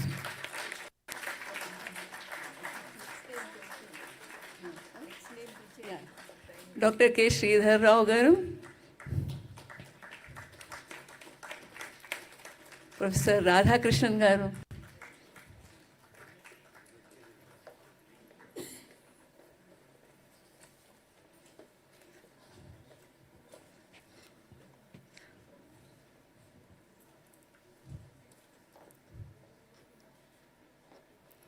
They have been associated with us for the past 24 years. And Professor Radhakrishnan was the first eminent supervisor awardee. He had 7 students under him who received the awards. And now he is part of our technical team. We are highly honored to have him on the team. Pramod Kumar Dubey sir, from JNTU. Thank you very much, sir.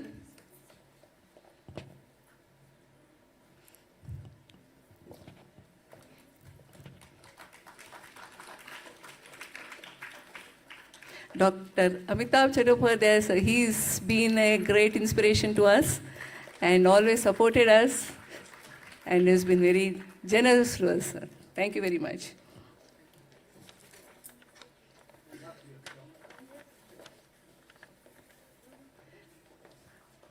Professor Sri Padmavati from Hyderabad University, my friend and yes, my huge support for me and our society.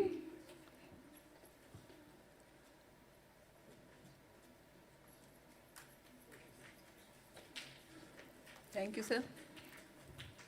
Professor Padmavati from Hyderabad University Mathematics Department, a continuous source of support for us. Professor Nageshwar Rao Garu from Usmania University earlier, now S. Rao Council Awards, a mentor and so a constant source of support.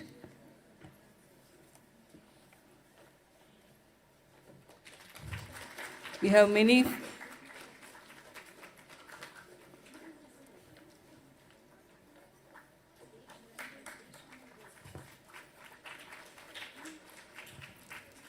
and Dr. Kumar Pranav Narayan from BITS, Hyderabad.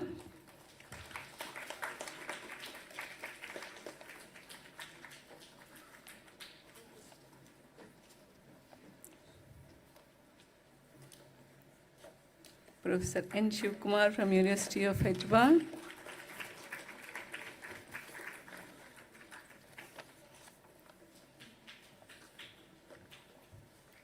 Thank you so much, sir. Professor S. Srinath, again from University of Hyderabad.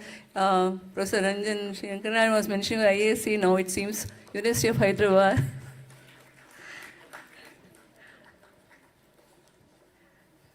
Then we have Professor Sharmishta Banerjee from University of Hyderabad, a constant support for us. And yeah, Professor Srinath. Oh, sorry. Yeah, please. I didn't see you come. Professor Suman Kumar.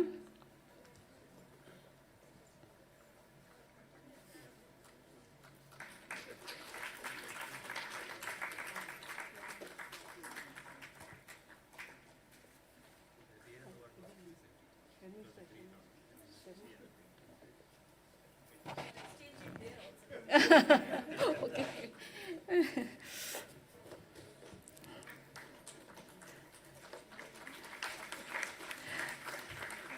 Dr. Hari Parbashri from Osmania University, a very active and quite supportive scientist. Thank you so much. See you.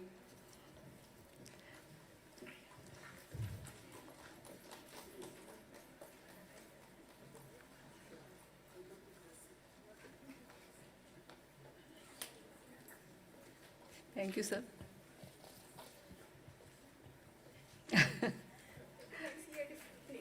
Okay, sorry. Okay, you just project and I can read out.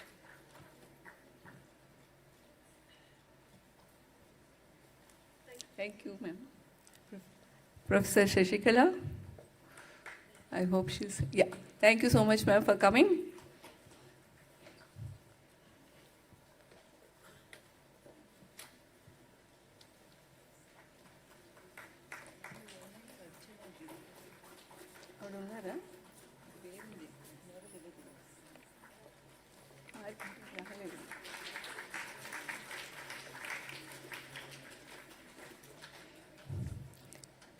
Miss Gayatri from Hindavi Degree College, she's a principal of and a maths resource person for us also. Continuous support to KVRSS for all the events.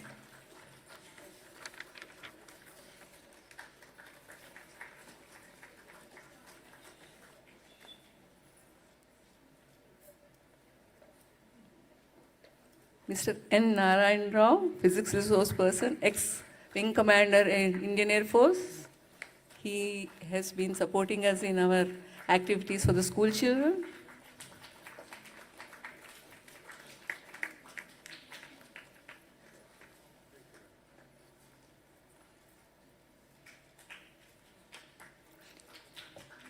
Professor Jayanti Subbalakshmi, our beloved awardee of 2003 and a quite active lady who keeps contributing to us each and every time we request her.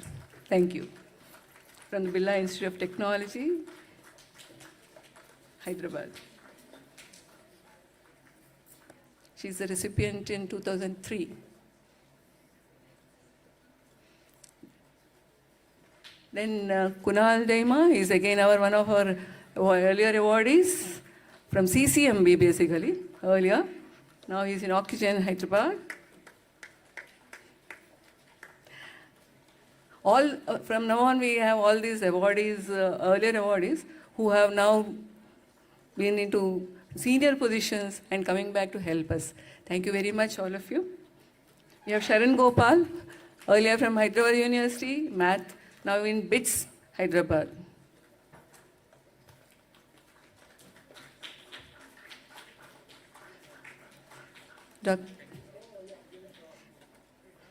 Dr. Anil Kumar, University of Hyderabad, a constant supporter of KVRSS, and helping us in every which way he could.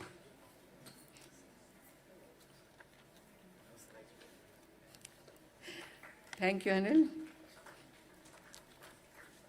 Dr. Rohini from Veeranari, I should read the whole thing, Veeranari Chakalila Women's University, earlier in Osmania University. She's a science communicator and a storyteller also.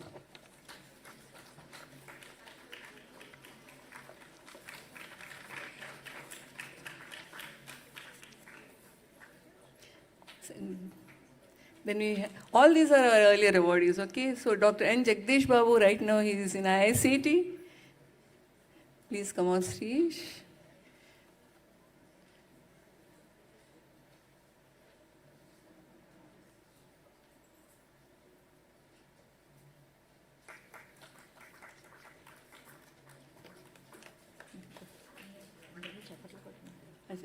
I think you should applaud them because they are the foundation for the awards that you are going to receive today, okay?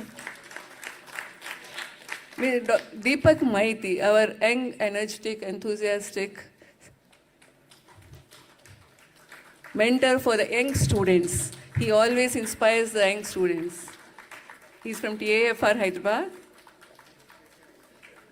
and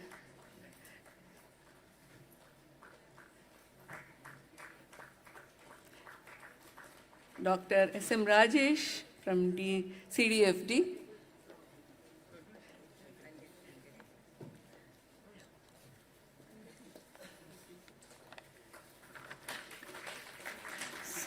This is but just a small list that we have read out, those who are here, but I assure you, we have Dr. N. Raju here, which has been missed out from the list. Please welcome him on the stage. He is from Osmania University Physics Department.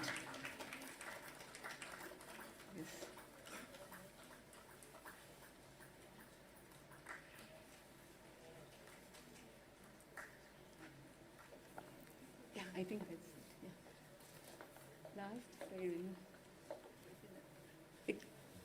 Last slide. Last slide. Last slide. This list is whatever you have seen here is just but a small bit of the number of judges or evaluators, mentors who have been with us. In fact, we have, only from Hyderabad, we have had more than 100 scientists and researchers who have helped us voluntarily to make our all activities a great success. Apart from this, we have had support from major institutes across India for our online projects, and they keep coming year after year to support our activities. So I really want to express my deep gratitude to all of them for making what our society what it is today. Thank you all. Thank you all.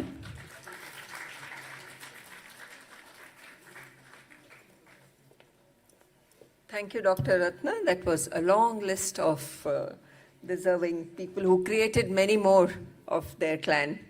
So thank you.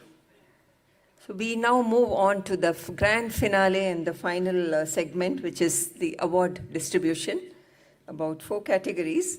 Before that, I want to take a dipstick that all of you are quite active as the way we started.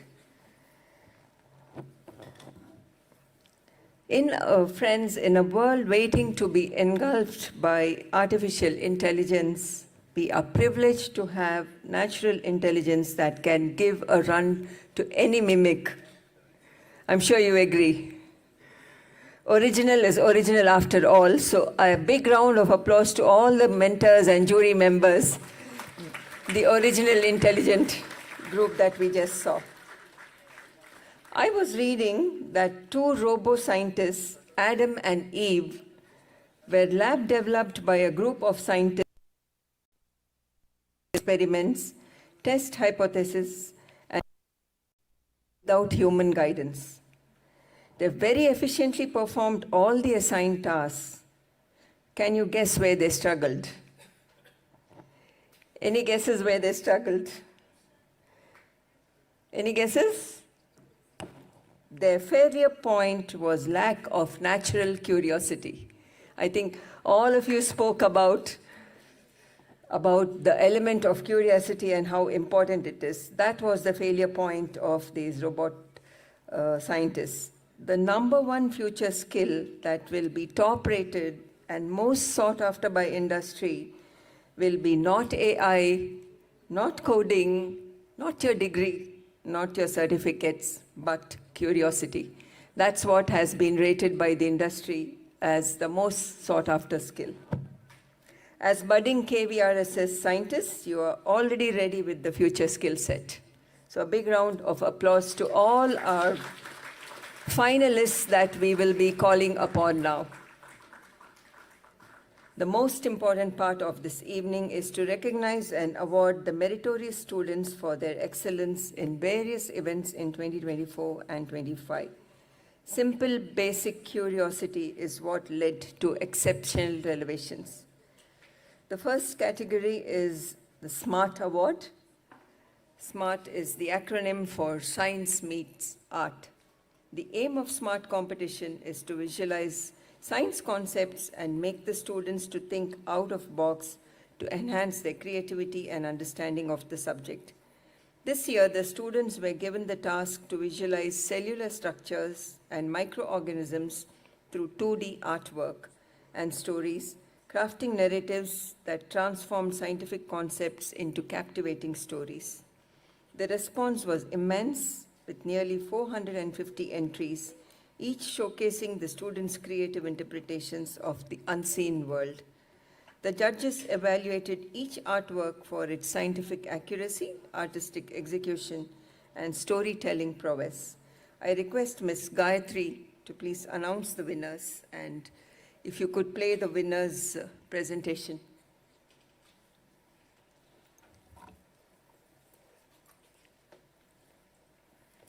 Good evening, everyone.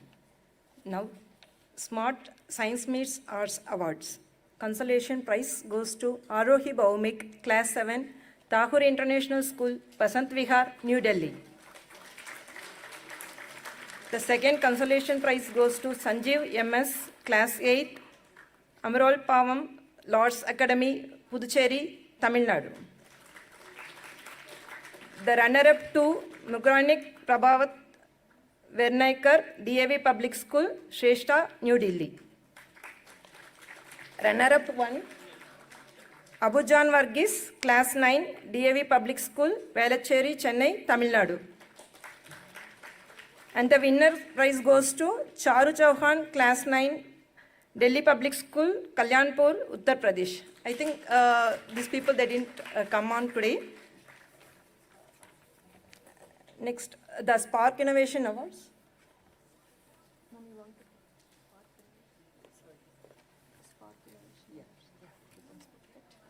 Thank you.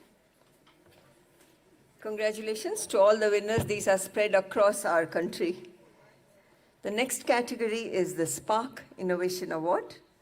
And I was reading Dr. Homi J. Baba's quote where he says, "My success will depend on not what A thinks of me or what B thinks of me.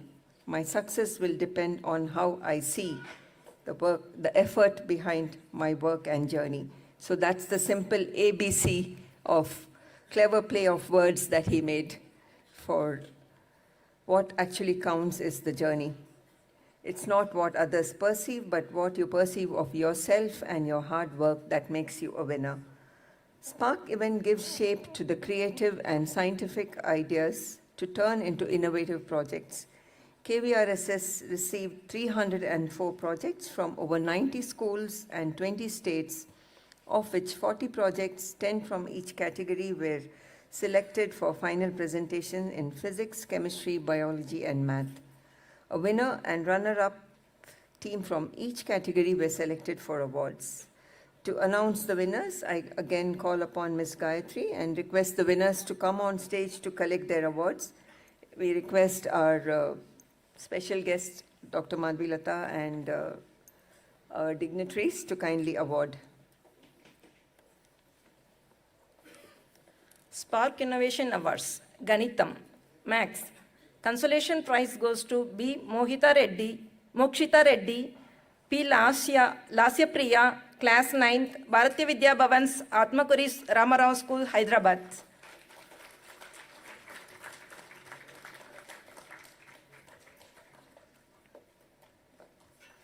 Please give them a big applause.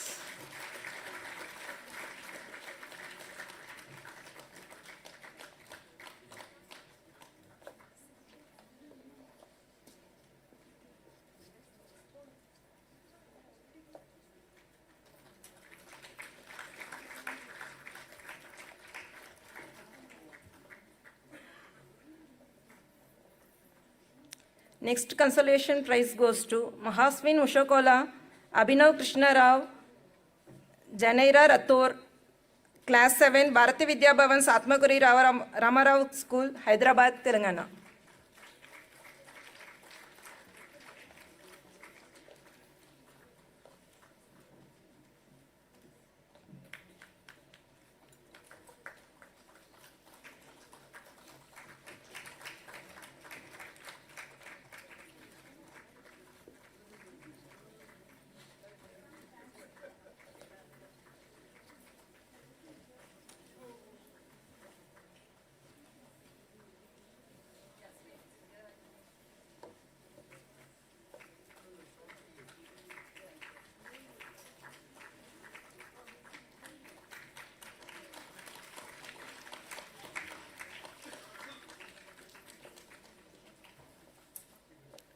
Next, the runner-up prize goes to Arush Motiani, Yuti Patel, Jasvi Patel, class 8th and 9th, Anand Vidya Vihar School, Vadodara, Gujarat.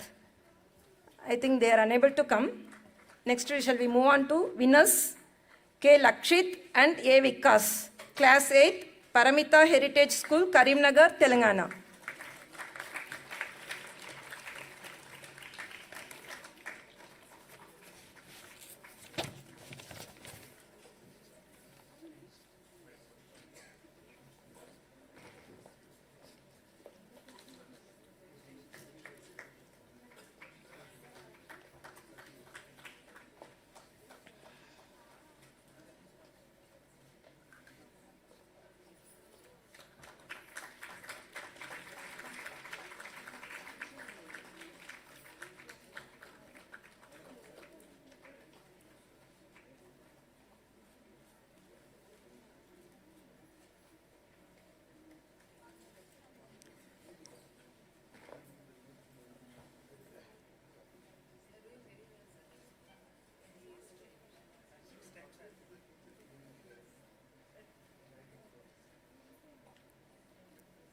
Next, Bhautikam, Physics category, consolation prize, Siddhant Chitra Sibu, Partha Batla, Arnav Tanwar, class 11th, Tagore International School, Vasant Vihar, New Delhi.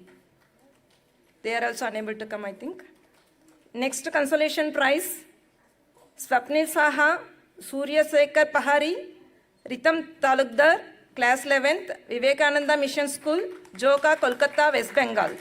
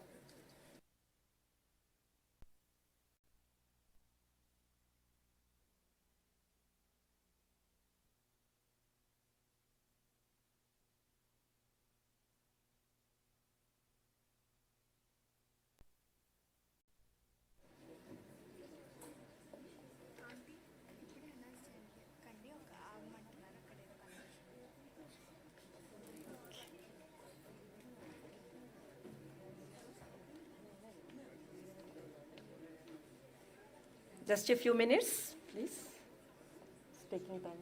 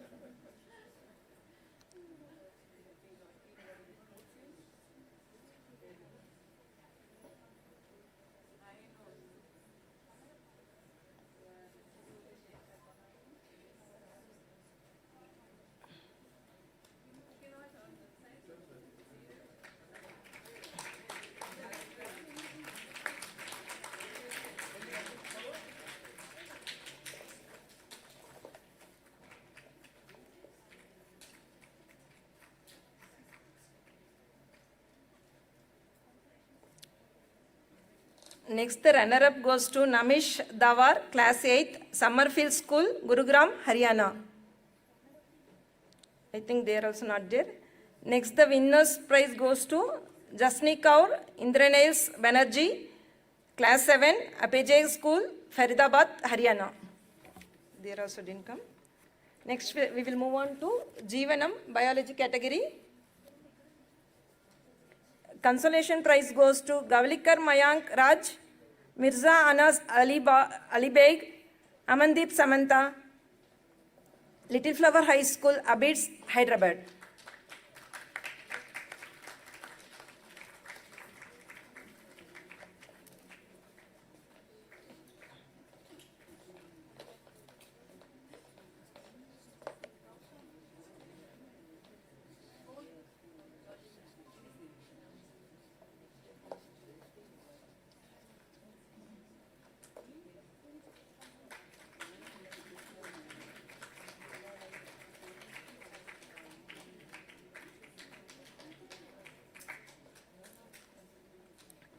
Next consolation prize goes to Tanush Pal, Class 7, St. Thomas School, Ghaziabad, Uttar Pradesh. I think these are also unable to come. Next, we will move on to runner-up, Shreyans Mistry, Krisha Agrawal, Class 7th and 8th, Delhi Public School, Raipur, Chhattisgarh.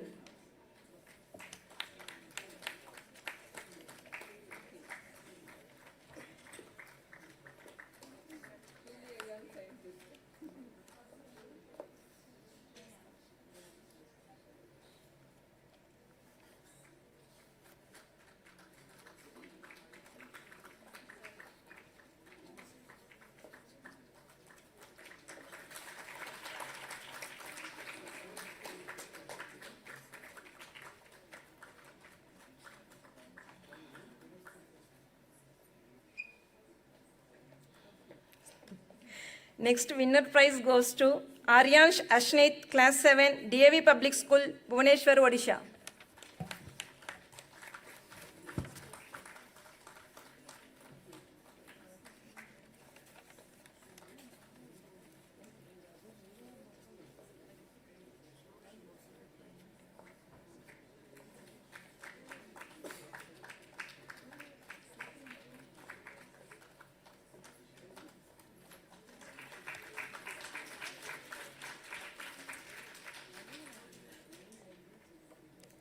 Next category is Rasayanam, the chemistry. Consolation prize goes to Vedanshi Singh, Kartikeya Jaishwal, Rudra Kashyap, Class 10, Delhi Public School, Raipur, Chhattisgarh.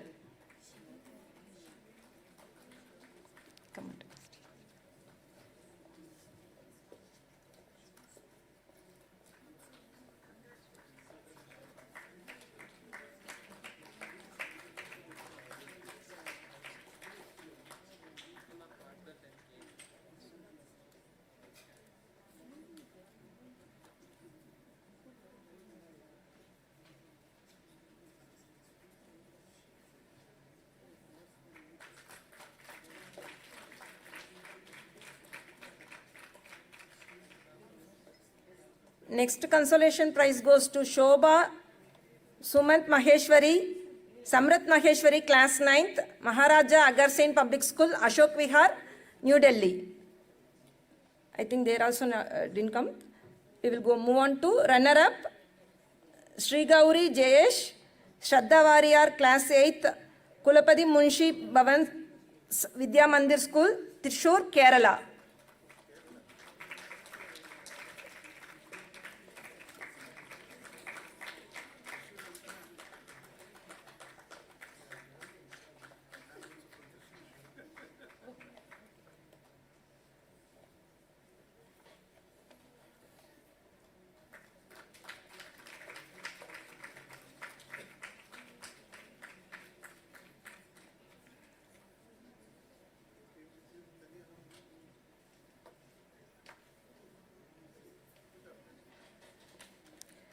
Next, the winner goes to Mitra Jain, Priyanka Ahuja, Sri Satya Sai Vidya Vihar School, Indore, Madhya Pradesh.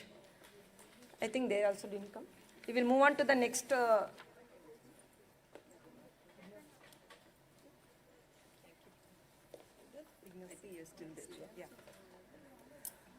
Thank you. We have the next set of award, which is Vignyanotsav, the Science Fair 2025 awardees. The earlier two annual awards are held at a national level. However, to encourage local talent, In its 25th year of promotion, KVRSS launched the first edition of Vigyanotsav. The competition aims to inspire scientific curiosity and innovation among students of Telangana State Board High Schools. To begin with, schools of Hyderabad were invited to participate, and KVRSS plans to make it an annual event and encompass all districts of Telangana in a phased manner. I request Ms. Gayatri to announce the winners for Vigyanotsav and the winners to come on stage to receive the awards.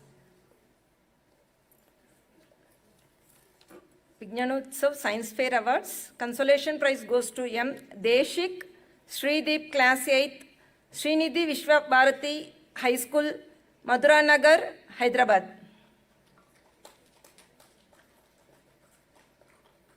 Please give him a big applause.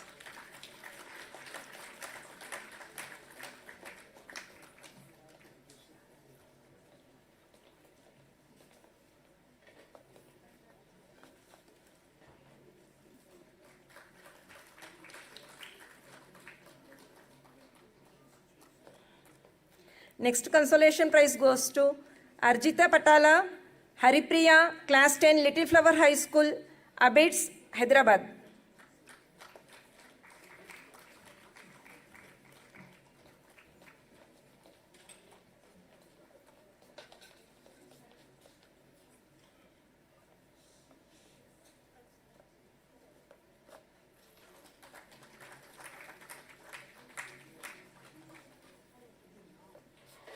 Next, the runner-up prize goes to G. Sai Chandra, Humaira Mohammadi, Mohammad Arhanuddin, Class 9th and 7th, Radiant High School, Ellarediguda, Hyderabad, Telangana.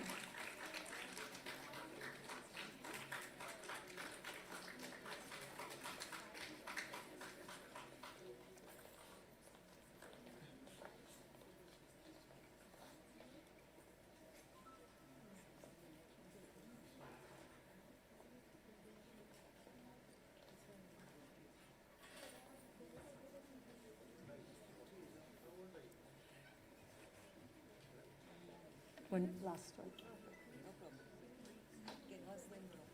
Yeah.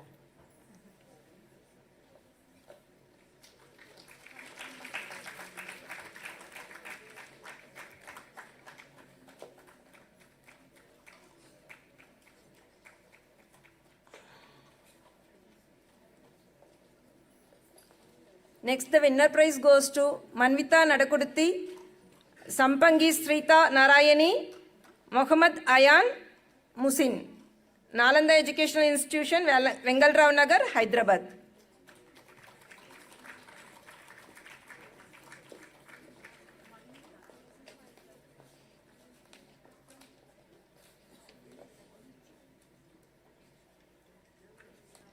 Please give them a big applause.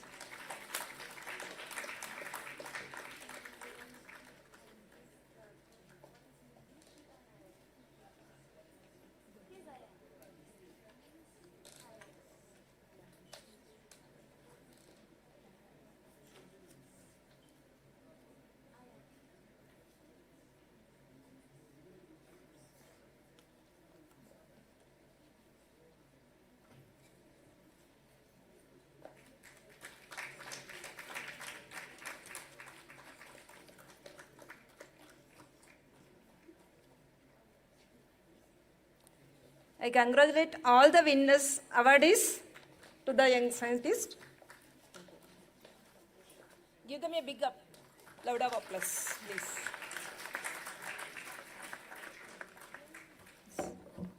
Guess we are now on the last category of the award, which is the Research Awards. Started in 2001 for students of the erstwhile Andhra Pradesh, the KVRSS Awards have grown into a flagship pan-India competition encouraging research in the field of basic sciences. Initially launched in chemistry, the awards are now given in physics, chemistry, biology, and mathematics to students under 30 for outstanding PhD research. This year, 238 research scholars from 100+ institutions across 25 states applied for this. We request Ms. Kavita to announce the awardees and the winners to please come on stage to collect the awards. And huge round of applause as they come, please. This is phenomenal work that they are doing. And KVRSS spreading to Telangana, to all over India and everywhere. It's like, I think you should have a slogan, Kona Kona KVRSS. Everywhere we are spreading our tentacles.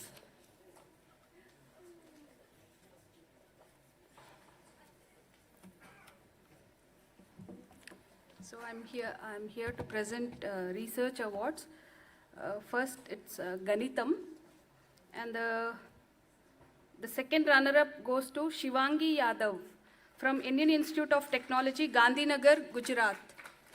Her project is sign regular matrices and variation diminution, single vector tests and characterizations. Her supervisor is Professor Prajesh Nath Chaudhary.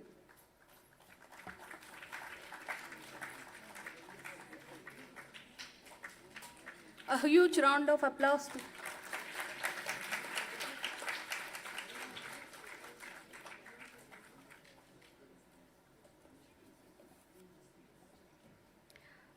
the first runner-up goes to Mainik Bhaumik from Indian Institute of Science, Bengaluru, and his project is Herglot's representation and cathodary approximation.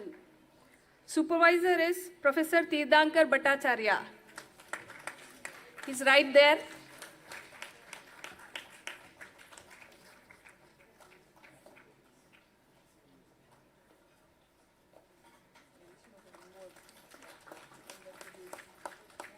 And the winner is Mohammad Irfan Habib from Indian Institute of Science, Bengaluru. Project is root generators, subalgebras and symmetrizable Kac-Moody algebras. Supervisor is Professor R. Venkatesh.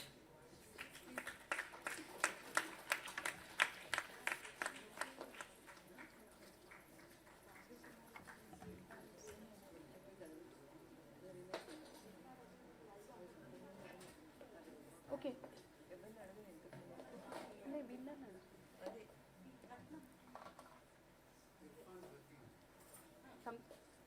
Someone else.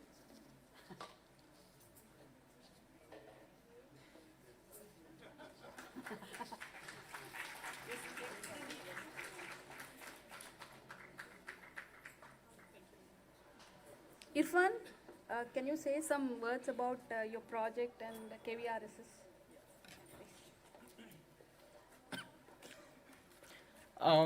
Good afternoon, maybe I should say good evening, maybe. Good evening, everybody. So, I actually heard about this KVRSS award, I guess earlier this year only. And I was kind of amused. I didn't know about it. I was kind of amused after knowing that such a society exists, and I am actually overwhelmed after knowing about it much more. And my project, I worked with my supervisor, Professor R. Venkatesh, and one professor from Germany, whose name is Professor Dennis Kuz. It was about understanding the structure theory of so-called symmetrizable Kac-Moody algebras. The very first work was done in finite dimensional case around 1950s, and the work was done by Dynkin, a celebrated mathematician. So there he understood the structure theory in terms of two different types of combinatorics. And so one is called the closed subroot system, so other is some reduced data called pi systems. So he actually studied the structure theory in terms of these two things, and his result actually formed a bridge between structure theoretic and combinatorial side. Beyond finite type, there have been a lot of attempts to understand that problem, attack that picture in the generalization what we call Kac-Moody algebras. There have been a lot of works around 1990, 2000, and recently in 2019, my supervisor was able to supervisor with his collaborator was able to address that question formally in the affine setting, which is the next step of finite dimensional. And this, in our paper, we understood that in the most general symmetrizable Casmodi setting. So it's kind of understanding maybe, understanding Dinkin's result in the most generalized setting. Moreover, there has been, so that problem was related to the embedding problem, which is, so if you have a given structure, so we mathematicians are interested in knowing which similar kind of structures can be embedded inside it, and we also solved that problem. So, that,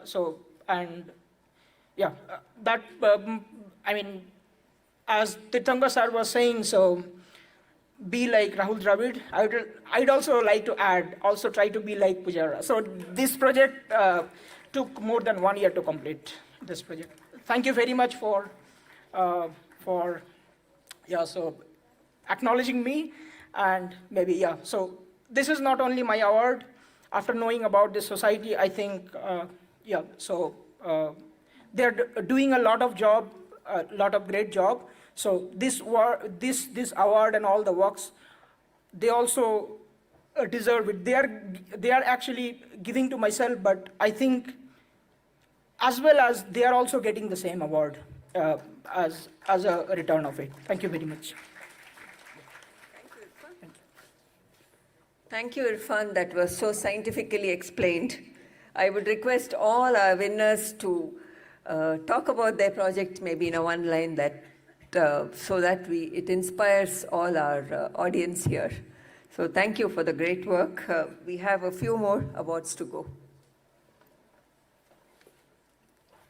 Yeah, now Bautikam Physics, and the second runner-up is Arup Biswas from Indian Institute of Mathematical Sciences, Chennai. Is he here? Arup Biswas?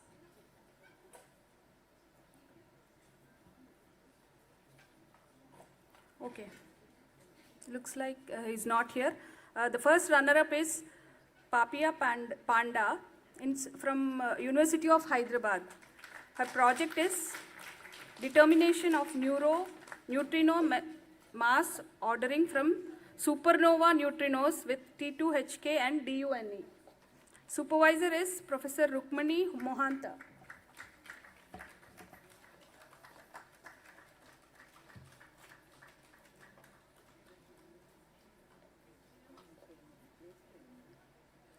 And the winner is Rahul Kumar. He didn't come. Oh, his brother is here. He's from Jawaharlal Nehru Center for Advanced Scientific Research, Bengaluru. And his project is the rare realization of disorder-free quantum spin liquid on a square-like lattice. And the supervisor is Professor A. Sundareshan, sorry.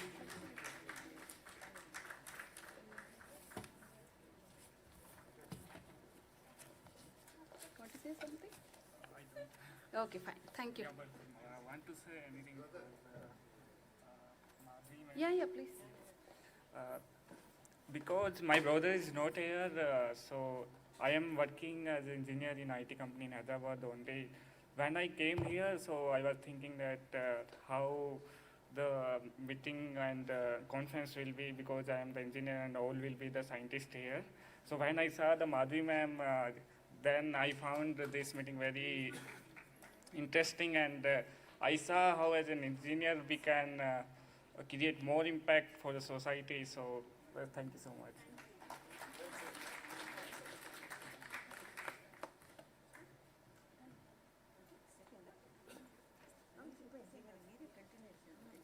Yeah, the next set of awards is Jeevanam, Biology, and the second runner-up is Devi Datta Samantare from Indian Institute of Science, Education and Research, Tirupati, Andhra Pradesh. Her project is unraveling the role of histone deacetylases in thermopriming mediated acquired thermotolerance and Arabidopsis thaliana. And her supervisor is Dr. Annapurna Devi Allu.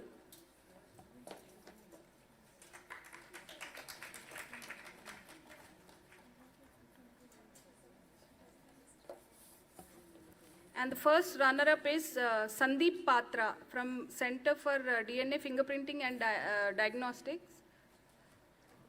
His project is GPI-anchored aspartyl proteases target the host actin nucleator complex protein to suppress epithelial innate immunity. And the supervisor is Dr. Rupinder Kaur.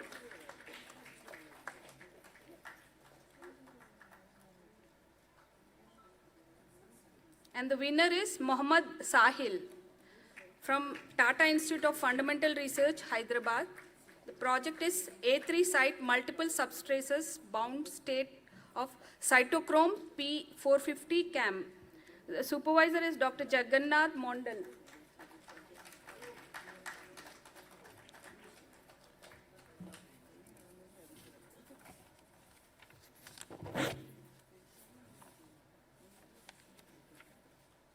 Sahil, you want to say something? Thank you very much for selecting me. I will acknowledge my guide, Professor Jagannath Mondal, who always gives me freedom, academic freedom to work on the topic that I want to and the way I want to. I would acknowledge him. To say a few lines about my research. So you might have heard that there is generally one protein and one ligand, either it is a drug or some other ligand. There is a 1:1 pair. But we found that there might be some exceptions, like we found that 3 ligands simultaneously binding to a protein at once. And it opens up new avenues to study many different things. Like, for example, you might have heard that if we take 2 medicines, they might interact in our body in a different way, causing some reactions. So it is because of that they might be binding to the same protein simultaneously. So it opens up avenues to solve those problems, and this kind of research is going on in our institute currently by some of my lab mates in response to my work. So that's all about it in general. Thank you very much.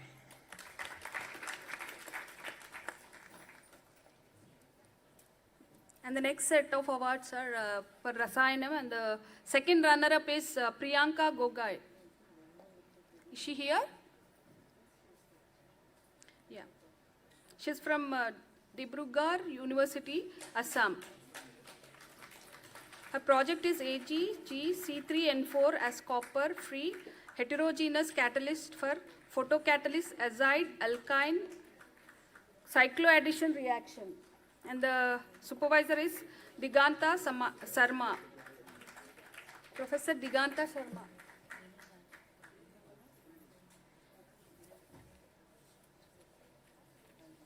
Okay.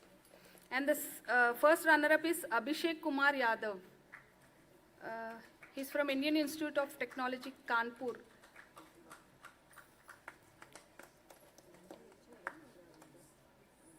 And the project is highly promising primer explosive metal-free fluoro-substituted azote triazole and with unmatched safety and performance. And the supervisor is Dr. Srinivas Dharawat.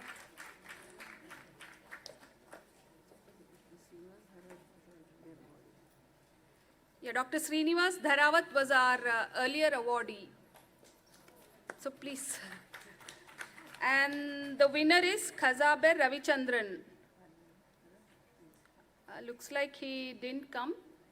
So that's how we conclude our awards. So it's Padma. Thank you, dignitaries. Thank you so much for your time, and congratulations to all the winners. I think we have recognized about 50 plus winners today, and that's the clan of scientists we are growing. That's the concluding part now, and all the activities of the year 2024-25 for KVRSS have been showcased in an annual report, which will now be released by our esteemed guests. Can we have the annual report on stage? Thank you.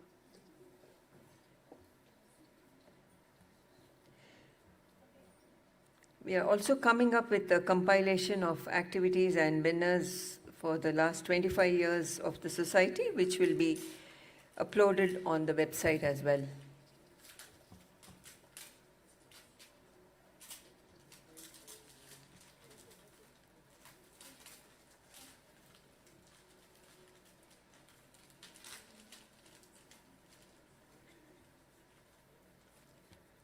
Thank you. A huge round of applause. That's a collection of the entire year's effort.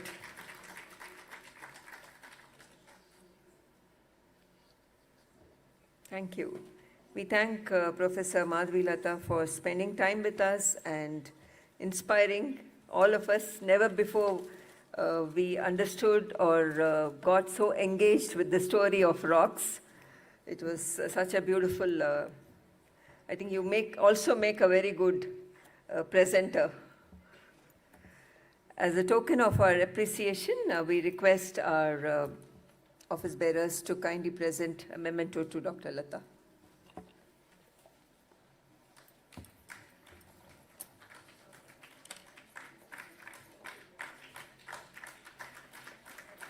Much louder, please, to reflect her work.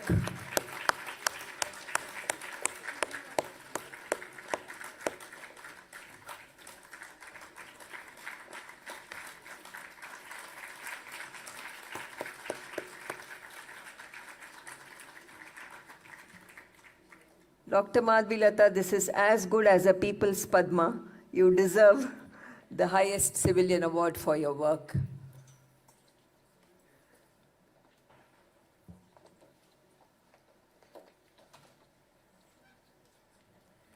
I now request Mrs. Aparna, team member KVRSS, to present the vote of thanks.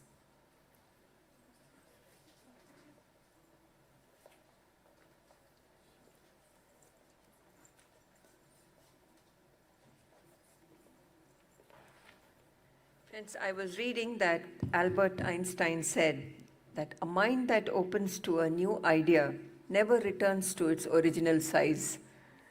So imagine the expansion of your intellect, your horizon, and your perspective just by sheerly spending 3 hours. I think we spent 210 minutes here.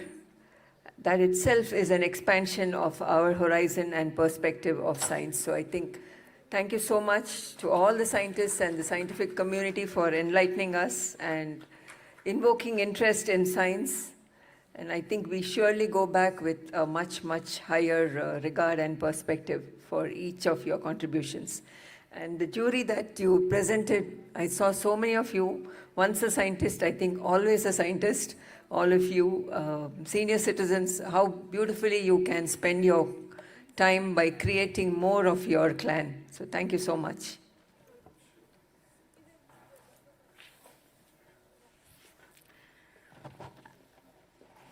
Now the concluding part. For 25 years, KVRSS has proudly served as a beacon for scientific inquiry, nurturing young minds from school to university levels. As we celebrate our Rajatotsav Silver Jubilee year, we affirm our commitment to ignite the potential of future scientists. KVRSS takes immense pride in recognizing and rewarding outstanding students who showcase exceptional dedication and talent in science. Through our innovative initiatives, the Science Innovation Center and the Mobile Science Lab, we continue to foster a passion for science beyond textbooks, providing immersive learning experiences for young students. On behalf of all the members of Dr. K.V. Rao Scientific Society, I extend our heartfelt gratitude to the honorable dignitaries, eminent scientists, and guests for joining us today and making this 25th annual day function a memorable success. A very special thanks to Professor G. Madhavi Lata for delivering the 25th annual memorial oration and enlightening talk on the Himalayan task of connecting Jammu and Srinagar by train, which gave us an inspiring glimpse into the monumental challenges and terms of constructing the Chenab railway bridge. Thank you, Professor Madhavi Lata. We are also grateful to our chief guest, Dr. Vinay K. Nandikuri, Director CSIR, CSAMB, Hyderabad, for gracing the occasion and motivating students with his words of encouragement. Our sincere thanks to the Executive Committee and Technical Committee members of KVRSS for their continued guidance and support, which provide direction to all our activities. We deeply appreciate the invaluable contributions of our panel of judges whose expertise and careful evaluation help us identify and honor deserving students year after year. Our heartfelt gratitude to all our institutional and individual donors whose generous support sustains our mission of promoting science.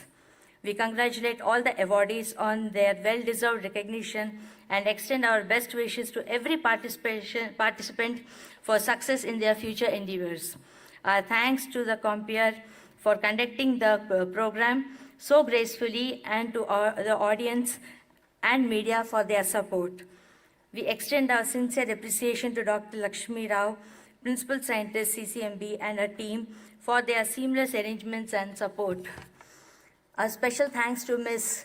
K. Mohita for her invaluable technical assistance, creative design of the annual report, and her constant support. She is a pillar for Dr. Ratna. Finally, a special word of gratitude to the entire KVRSS team, without whom this celebration of 25 years would not have been possible. Thank you, one and all. We request all the awardees to gather on the stage for a group photo with the guests. Please come onto the stage along with your certificates. Others may please proceed to the tea and snacks, which is kept outside the auditorium. And also kindly collect your copy of annual report outside. Thank you once again.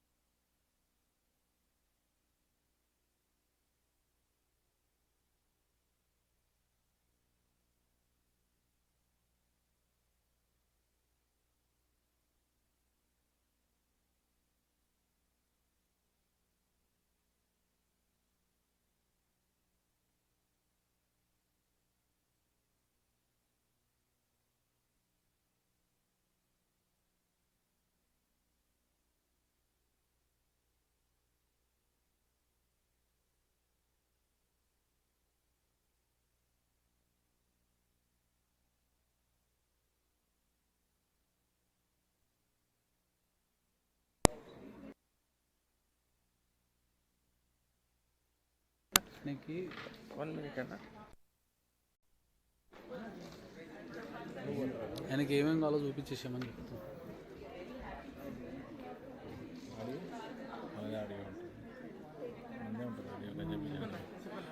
ఆయనకి ఇప్పుడు ఏమేమి లేవో అవన్నీ చెప్తే ఆయన కొనుక్కుంటాడు. ఇది కూడా చెప్పు, వెళ్ళదు కూడా కొనుక్కుంటాడు. చాలు వైర్ ఇంత తెచ్చి కావాలంటే ఎడికి లేదు ఇప్పుడు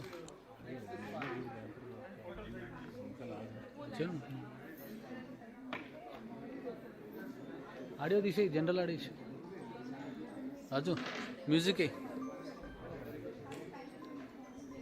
వేసేపు